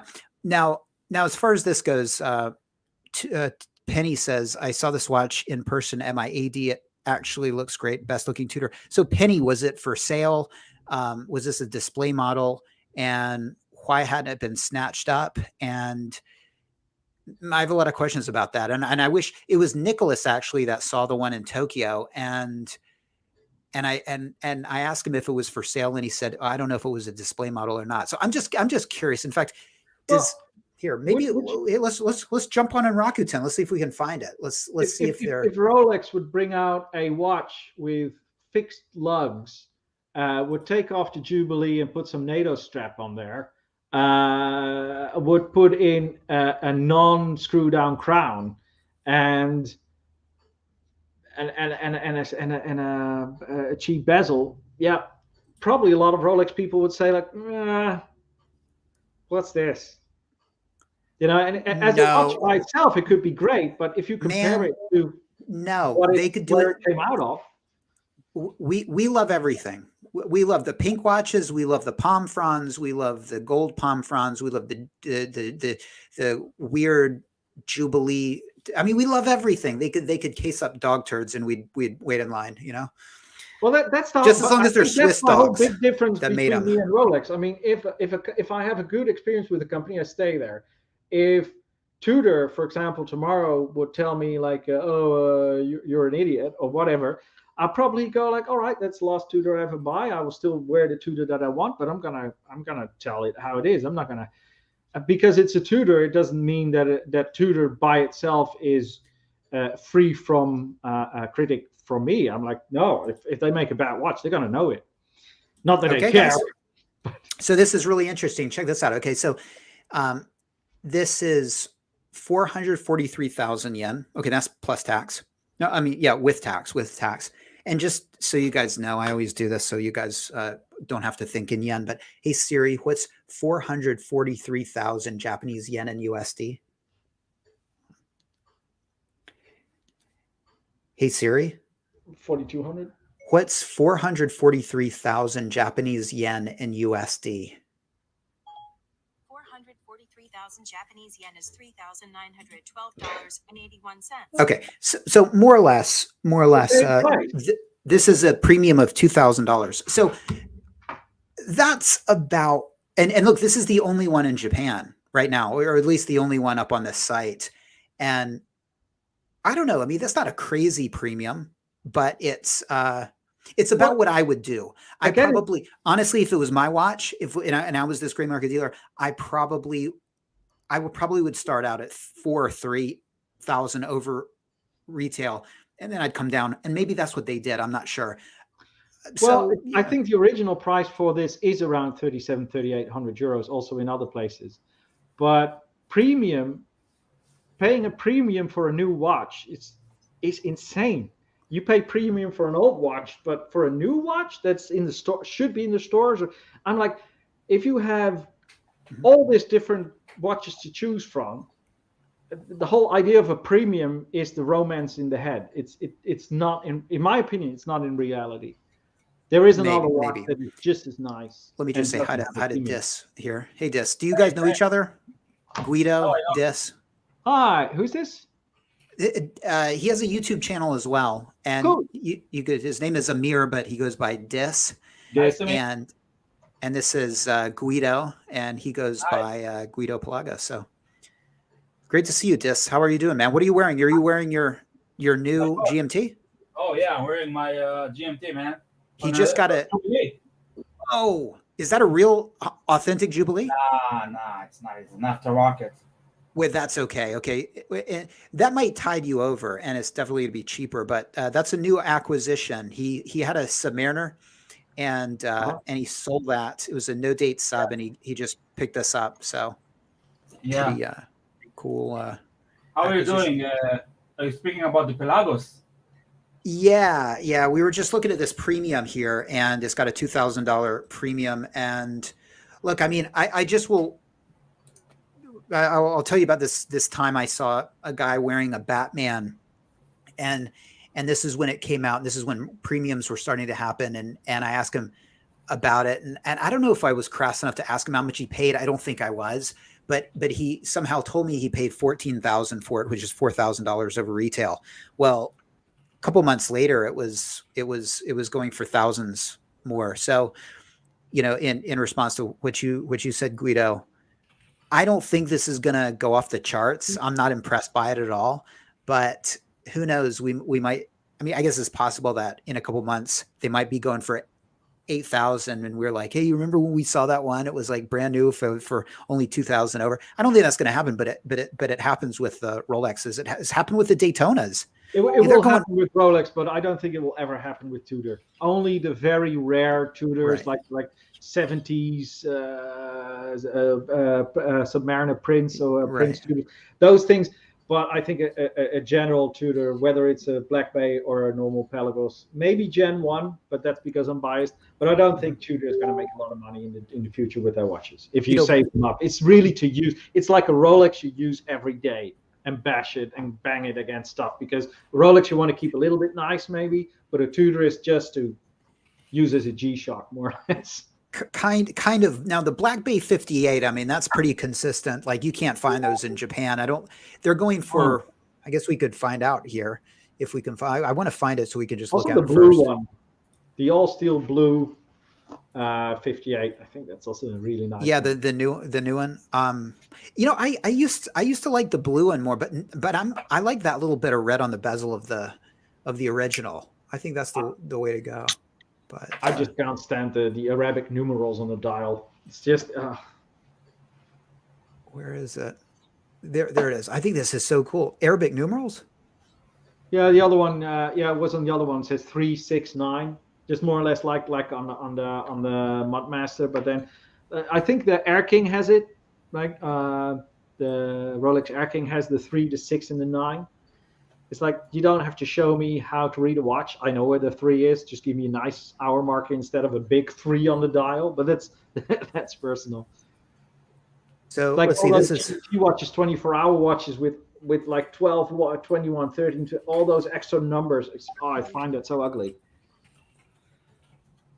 now. I think that this is my favorite. Well, this isn't going for too much of a premium. Look at that. I mean, 419,000, and well, this one is. It's expensive in Japan, man. Well, I guess if you're willing to go used, you can get it. But like, I'm certain that this would be new. Okay, and it's what, 2,000 premium, and the rest I'm pretty sure are used. Again, if you're, yeah, this is used. So you basically get a used watch and you're paying retail for a used watch. I wouldn't want to do that. Wow. Same thing with that. I'm pretty sure this is used, I think. Well, the thing is, that's what I say. This is used. It might go up in value, but would you buy that watch for This is new. premium? Well, I mean, I wouldn't personally pay a premium for this watch, but I think only the people who are actually looking for this watch, because anybody who just walks into a jeweler for a Tudor probably would choose another one. I mean, I guess there are people out there that are walking around saying, "Oh, like my Grail is a Tudor Black Bay 58." I don't know. Are those people? Do those people exist? Oh, probably, but it's not going to be. I don't think it's going to be as much as with Rolex or Breitling or Omega. People who know exactly what kind of watch they want.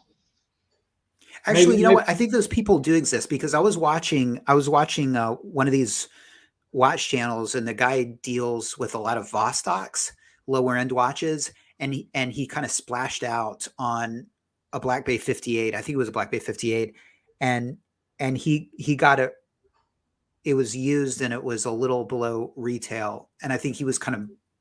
I think it was, for him, it was sort of a Grail. You know, I mean, and that makes sense, because after you've been doing Vostoks, and he I can't even remember the channel's name right now, but he does so many Vostoks. I imagine having a Black Bay 58. I mean, it really would be like apples and oranges. It would be amazing, like the quality increase. Let's see about the blue one. I want to see if the blue one is. I think it's great, by the way, to have all kinds of watches, expensive watches, but also cheap watches. It's at the end of the day, they're all watches. So yeah, enjoy any watch.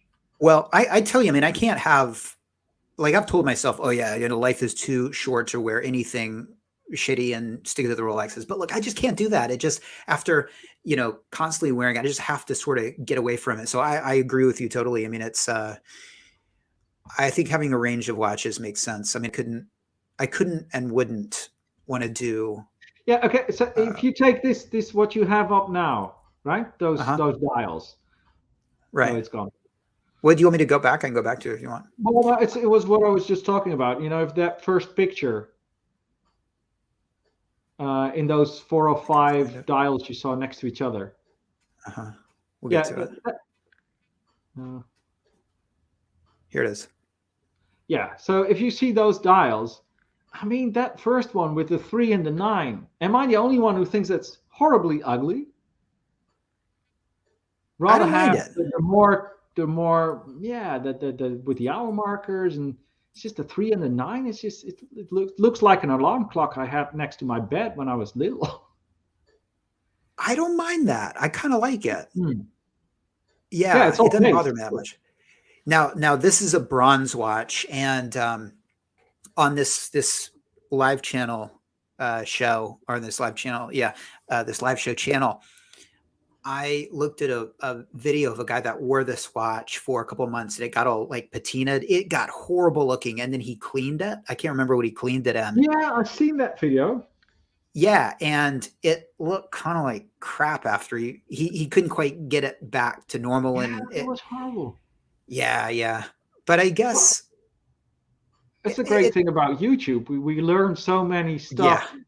I was looking at a Grand Seiko video about the Grand Seiko bracelet, and the guy said they actually put 21 millimeter pins in a 22 millimeter bracelet or something, and he showed it as well, and I was like, what? Wow. It came straight from Grand Seiko. So yeah, it's always nice to see. Or it was one guy, he had a solid silver watch, and it was like a scratch magnet, and yeah, it's really interesting. You learn a lot, and this is how we started. We started with Archie Luxury telling us about how watch world works and luxury watches work, and then then the whole internet, you know where to start looking, reading, and making videos yourself, meeting new people. But yeah, Archie was first with all the info. What Archie did is he sort of cut through the bullshit and was like, okay, these are the watches you should think about and you should concentrate on, and everything else is shit. And he attacked.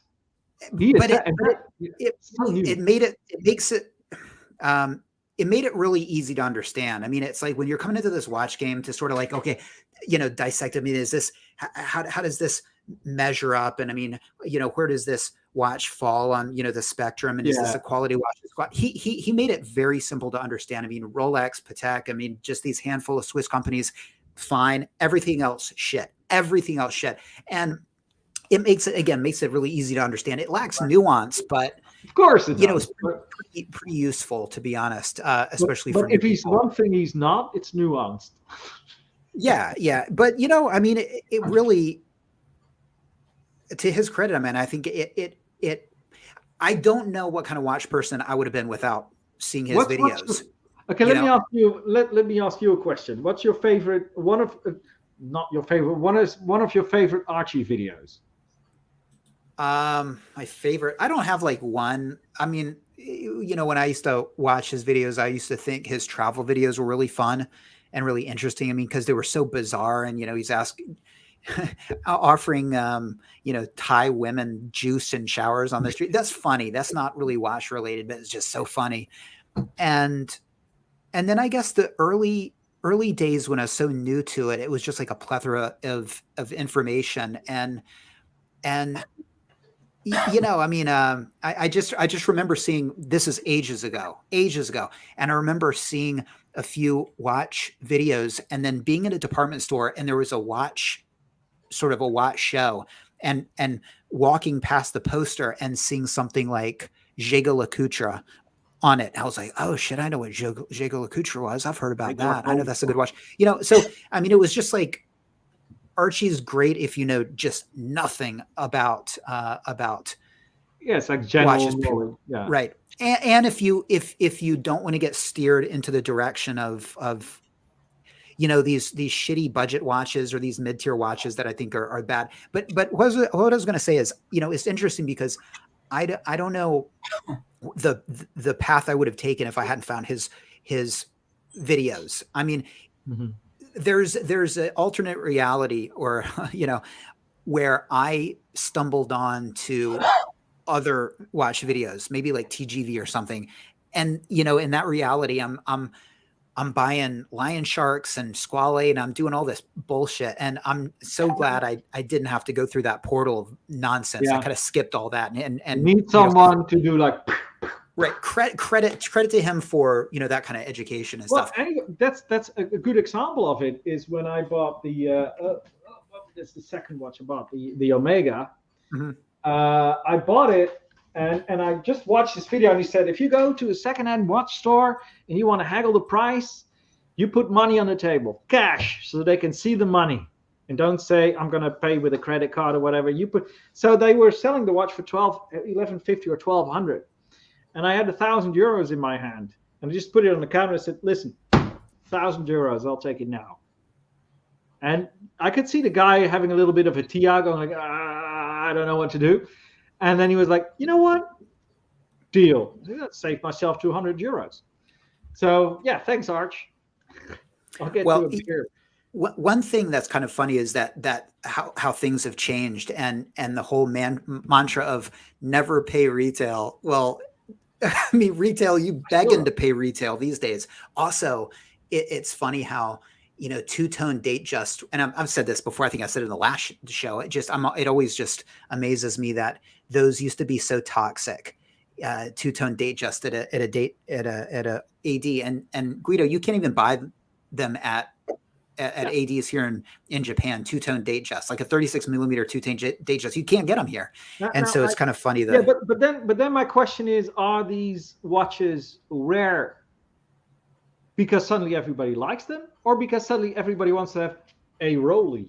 Well, they're not rare. I don't mean you can. But what is the increase in that particular model that has been existing for 50 years? Why all of a sudden do people like it? Because it suddenly is a nice model, or that suddenly Rolex has become more popular that people will buy anything Rolex? Because that's a great question. I think people, well, the thing is, I think when something becomes hard to get and desirable, you forgive it. And I'll go back to talking about your Grand Seiko, because like I said, I love your Grand Seiko, but a big part of it is the fact that it's a very special watch, and I couldn't buy that watch today.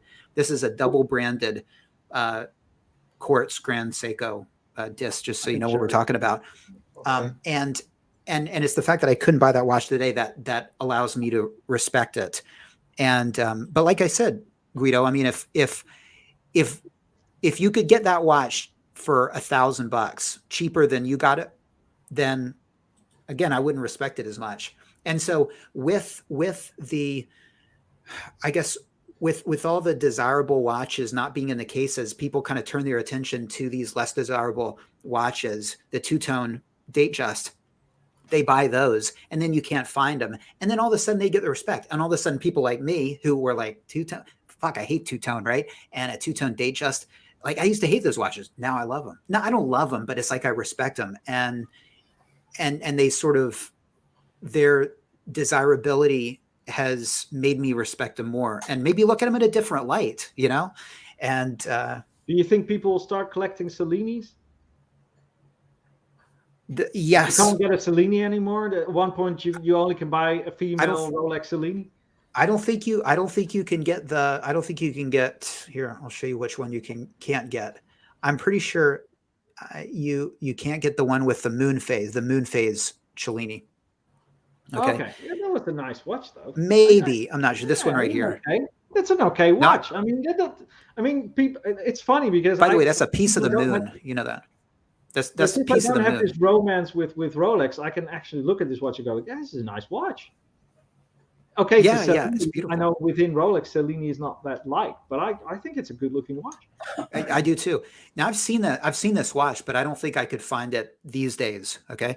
Now, as far as the other Cellinis go, yeah, Guido, I think so. I think there's going to be a point where you're not. you're not going to be able to find a Rolex watch fit for a man, period. Period. I think there's going to be it's already happening in Japan, where the only ones left that are fit for a man they have precious metal in them, and there's some diamonds on the dial or diamonds on the bezel. Okay. Those are eventually going to sell as well. My guess is, if things continue, and then, you're going to go in and you're going to say, hey, do you guys have anything in like 36 millimeter or over, precious metal, two-tone, diamonds on the dial, diamonds on the bezel, just anything that a man can wear, anything that I can wear? They're going to say no. Okay. I predict that's going to happen. Yeah. And that's where I think, like, okay, you're going to spend $10,000 to $12,000 or even more. It doesn't matter. You go to a shop and you say, hey, do you have a GMT $12,000 dive watch? And you're looking for that certain Rolex, and you get to a point that you go like, do you have any dive GMT Rolex kind of a watch? At that point, I would have already gone and go like, oh, well, Rolex doesn't bring it, but I want to have this really nice, great GMT dive watch. I got $10,000. What is this Rolex thing that makes me want to have to buy that one? I mean, if there's a specific Rolex, I get it. I get it. You want to have that root beer. You get that root beer, even if you have to pay 50,000 euros. But it's like, I don't get the way that people are so, they must have this Rolex and maybe a better watch by Breitling or Omega or whatever. Yeah, I know, it doesn't matter. I want to have. But it's money in the bank. That's another thing. And a lot of people, I think, are buying these as investments. And so here's the thing. Sure. Guido, like I'll give you an example. Like, I really don't want a 36 millimeter date just with that the palm fronds with the palm motif dial. Right. But like if I were to walk in tomorrow and see it, I would get it, because you know what? The 6,000, 7,000, 8,000 that I spend on it would instantly increase by $10,000. All of a sudden tomorrow, the second I bought it. And so it's like, and that's a huge part of it. And so I think a lot of people just sort of take the watch and say, well, I don't know if I really like it, but who cares? Because my $8,000 is now 18 or more. I'm just going to put this. Yeah, at the end, it comes down to what we talked about before. I still believe there's a huge bubble. It's just not popping yet. It might pop in 10 years. It might pop tomorrow. Unfortunately, man, I would love for you to be right, because I don't like the way things are going. I mean, I don't like the price rises. It makes the watches unwearable to me. I just unfortunately think the people are not seeing it because they're too far into the rabbit hole. I think that's the point. An outsider, if you tell the Rolex story to an outsider, they're probably going to go, yeah, well, this is bound to happen once or twice because there's a certain amount of people who really like this. But to an outsider, it doesn't make any sense. The value is not in the watch. The value is in the head of the people. And it's the same with modern art. It can be very quickly, it can be very popular and rise in price. And just like the house prices, people told me, Guido, you're mad. House prices are never going to drop because there's more people than houses. House prices dropped. Now they're rising again. I'm telling people I'm going to buy a house probably in 6-7 years when the prices drop again. They go like, no, it's not going to happen. Okay. I could be right. I could be wrong, but I don't think it's unimaginable. And therefore I think it's risky. The thing is, when you tell the person about that, they'll say they'll be surprised at first, but I think, you know what they'll do after that? I think they'll say, wait, are you telling me that if I go to an authorized dealer and I can find like a Submariner, I can sell it for thousands within an hour? And you say, yeah. All of a sudden, you know what they're going to do? They're going to be hitting the AD just like you, just like me, and just like everybody else, and trying to find it. And all of a sudden they've become a convert. And anybody who gets robbed of his Rolex, that Rolex probably already is sold to somebody. So they're robbing you on request of somebody else. Because Rolex, you can sell it within an hour for a profit. There is no easier money. You can rob a bank, but if you rob somebody's Rolex, you're done. So that's.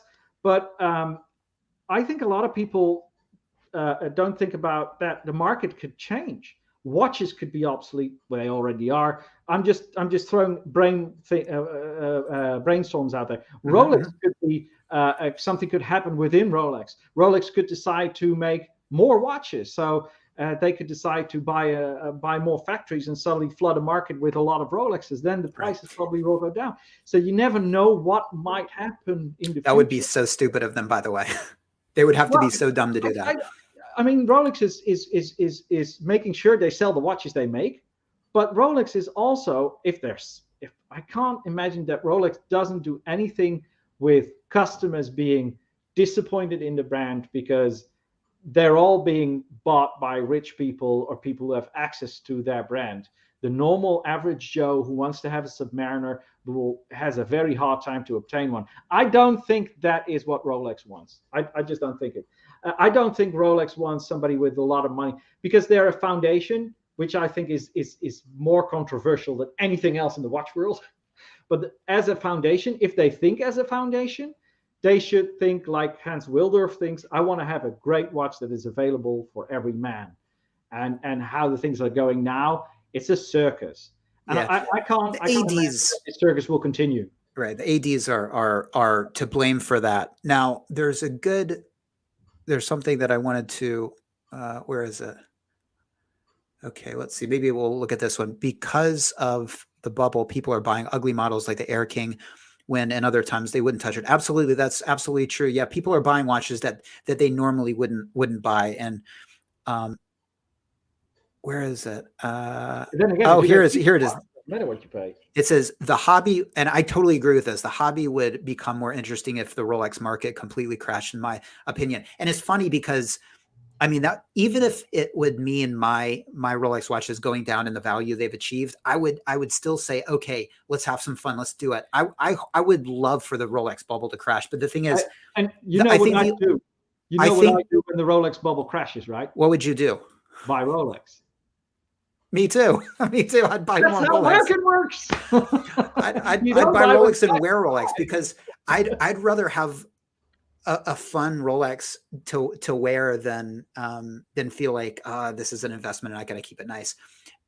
So yeah, I would love to see it crash. But the thing is, I don't think it will, and I don't think it will because I don't think Rolex will ever let it crash. And I think the only way it could really become, crashes, it would have to become uncool, right? I mean, because there's possibilities to go. I mean, Rolex doesn't have any influence on the way it got popular, so it will not have much influence if it becomes uncool. Exactly. Now they do a really good job of keeping it cool. I mean, they the ambassadors in the world are pretty cool, and the things that they fund, and their association with National Geographic and advertising through right highbrow magazines, highbrow events. So they're playing it just right. But you're absolutely right. There are things that they couldn't control, like the way I guess media and movies could portray their watch in a way that they're like, whoa, we this is, I guess it could happen. I just don't think it could. But anyway, I would love for that to happen. What's happening now has a little bit about it, because I've heard some of Paul Thorpe's videos, and in Holland it's horrible. People wearing Rolex being robbed at home. A wife and kids being held at gunpoint, tied down in their own home because daddy has a Rolex collection.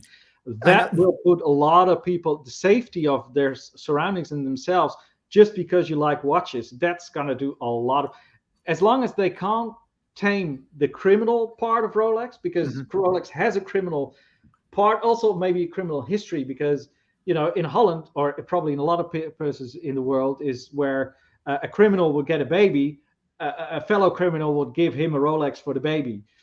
And that's what happened a lot in Holland in the 80s and 90s as well. That's terrifying. Jesus. Kidnapping and ransoming for a Rolex watch. Okay.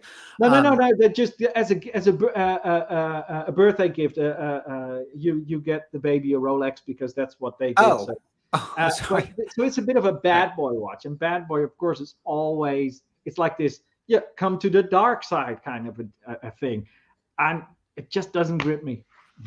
Yeah, Andrew says it might become uncool when a number of people start hating the establishment. You know, you would think so, Andrew, but here's the thing. People bitch and bitch and bitch about it, but those same people get a call from an authorized dealer and all of a sudden they're like, "Oh my God, thank you so much. Thank you so much." They run down and they buy their watch. They're Yeah, they're bitter. You know or what it's what's they it do a akin raise. to? Let me just say this. I'll tell you what it's akin to. It's akin to an incel who hates a woman, right? Because if a beautiful woman walks up to an incel and says like, "Hey," he's all of a sudden he might be a MGTOW or something, but he's going to be like, "Oh my God," like he's going to totally go for it. He's just bitter because he can't get it, and that's the thing, Andrew. There, that doesn't make him uncool. It kind of makes him cool, but it just makes the people bitter because they secretly want him. And as far as what you said, Guido, you know, that's definitely going to affect the wearability of the watch, but I think it reaffirms to people that these are like bricks of gold. They're like, you know, I used to liken them to Bitcoin. I don't know if that's They're not gonna go worthless. I think they're no, just gonna no. go back to a normal. So a crash doesn't mean Rolex is going to be worthless. I just think all the premiums and all the extras are going to go off. But as a Rolex, they will never sell again for $3,000. No, right. I don't think. Here's the, you know, we should come up with we should come the Rolex MGTOW, the Rolex MGTOW are the people like, I'll never get a Rolex, but exactly, Turkey Vulture, they get the call and all of a sudden they're jumping over on the Rolex forum saying, guys, I got the call, or I'm on the list and then I got the call. That's probably what's going to happen. I mean, you know, people secretly want them, but I don't know. I mean, what do you think? Therefore, you hate it. I don't really buy into that. I used to be like that when I started out with watches, when I only had like one quartz watch. But since I got more opportunities to buy luxury watches, I'm not somebody who could buy a Rolex tomorrow. Well, in a few weeks maybe, but normally I won't have it. But if I would have wanted that Submariner, I'd have it by now. Yeah, but it doesn't appeal to you. But a lot of people, you know, it does, and so, you know, I mean, look, I, you know, as far as the ADs go here, I mean, I've expressed interest about certain models, and I just feel like they're not taking me seriously, and it makes me feel like really bitter, to be honest. And you know what? It's funny because you're a customer. Well, I'm trying to be. Yeah. But it's funny because like there. Go ahead. No, sorry, Mike. Go ahead. I was just going to say, like, it's funny because the fact that I can't get it, like, makes me want it more, and I can see it happening. I just can't help but think about this girl. True story. Okay, and I was dating her for a while. This is a Japanese girl years and years ago, and she was a bit of a minx, and she would always throw out like, "Oh, like this guy tried to get my number," or something like that, and I would be like, "Woman, I know what you're trying to do. You're trying to make me jealous." Well, even knowing it, after a certain amount of time, it freaking worked. And it's the same thing with the Rolex. Even though it's like, I know that I only kind of want it because I can't get it, it's still, it works. It works on me. So it's kind of funny. Yeah, it's funny to see some people going over to the dark side. You know, some people they never liked Rolex. They hated Rolex, and then suddenly they get some money in, and suddenly it's like, oh, I'm a one watch guy now. It's like, okay, so you. I think many. Yeah, it's not in that way, but I think Simon Crane did this as well. He had two Rolexes, and he had his watch collection and his what was it, his Bremont and everything, and he ended up with one Submariner, and he says, you know, that's the end of the channel, I'm done. Yeah. And I spoke to him like 6 months ago, and he said, oh, the Submariner, yeah, it's in a drawer somewhere. I heard that. Yeah, that's crazy. I'm like, get it out, sell it to falling me. Falling out of love with watches. It can happen, man. It can actually happen. I've seen it happen a few times with people online. They suddenly start saying I'm done, and they don't upload any videos. I would love to see Don, Matt, and all these guys making other videos. It was a great time. Yeah, but you know, they moved on, and yeah. I haven't made videos in a while, so I've kind of moved on as well. So, but I do love doing the live shows. And Dis, do you have anything you want to say? You're kind of quiet there and not ignoring you, or are you just kind of doing your own thing? Well, I would love to see the Rolex bubble crash. Huh? I would Me love too. to Roswell will crash, and it will be interesting, but I don't want it to crash because I have this one, Yeah, Well, so that's Well, the thing. that's one other thing I think, that a lot of people who own very expensive Rolex and who paid a premium are not very inclined to agree that there might be a bubble or it might burst in the future, which is logical. Well, Yeah. it would make the hobby from a okay. I don't think the price rises, I think, have taken the enjoyment out. While my investments have gone up monetarily, my enjoyment in terms of just the hobby, it's it's suffered. And so I would gladly advocate a bubble bursting, even if it meant my watches went down, just because it would make it more fun. It would make, But it will go up again. It's not like that Rolex is who going knows, to maybe pay. It will not. probably go up again. It's just going to do this, like the house price. Anything reputable like Rolex, it's hard to fall, but when it falls, it's jump in and it will rise again. All these people who sold their bitcoins, they're all angry now, but you couldn't know when you made €1,000 on your Bitcoin. You thought, hey, I made €1,000. Yeah. I mean, Bitcoins, you can't wear them, but the house, I sold the Right. house. I make a good price, but I don't know if I would have sold it a year later, if I would even be a much better price. Yeah, Mhm. it's always gambling. Then again, I would have gone under in March or April. I couldn't sustain myself living here anyway, so I would probably have to sell some watches. Yeah. I don't want to do that. Guys, are there anything else? Any other topics we should address? Yes. I mean, 2.5 hours. Yeah, I got some other stuff to do still. okay, all right. Well, yeah, Yeah, this is probably it's great fun to be here. We haven't talked for such a long time. It's been great fun to talk to you. We should do this absolutely, man. It was great to talk to you too. Good luck with your forthcoming channel, and I'll be sure to watch it. And let's do another live show sometime, especially when something happens, watch wise.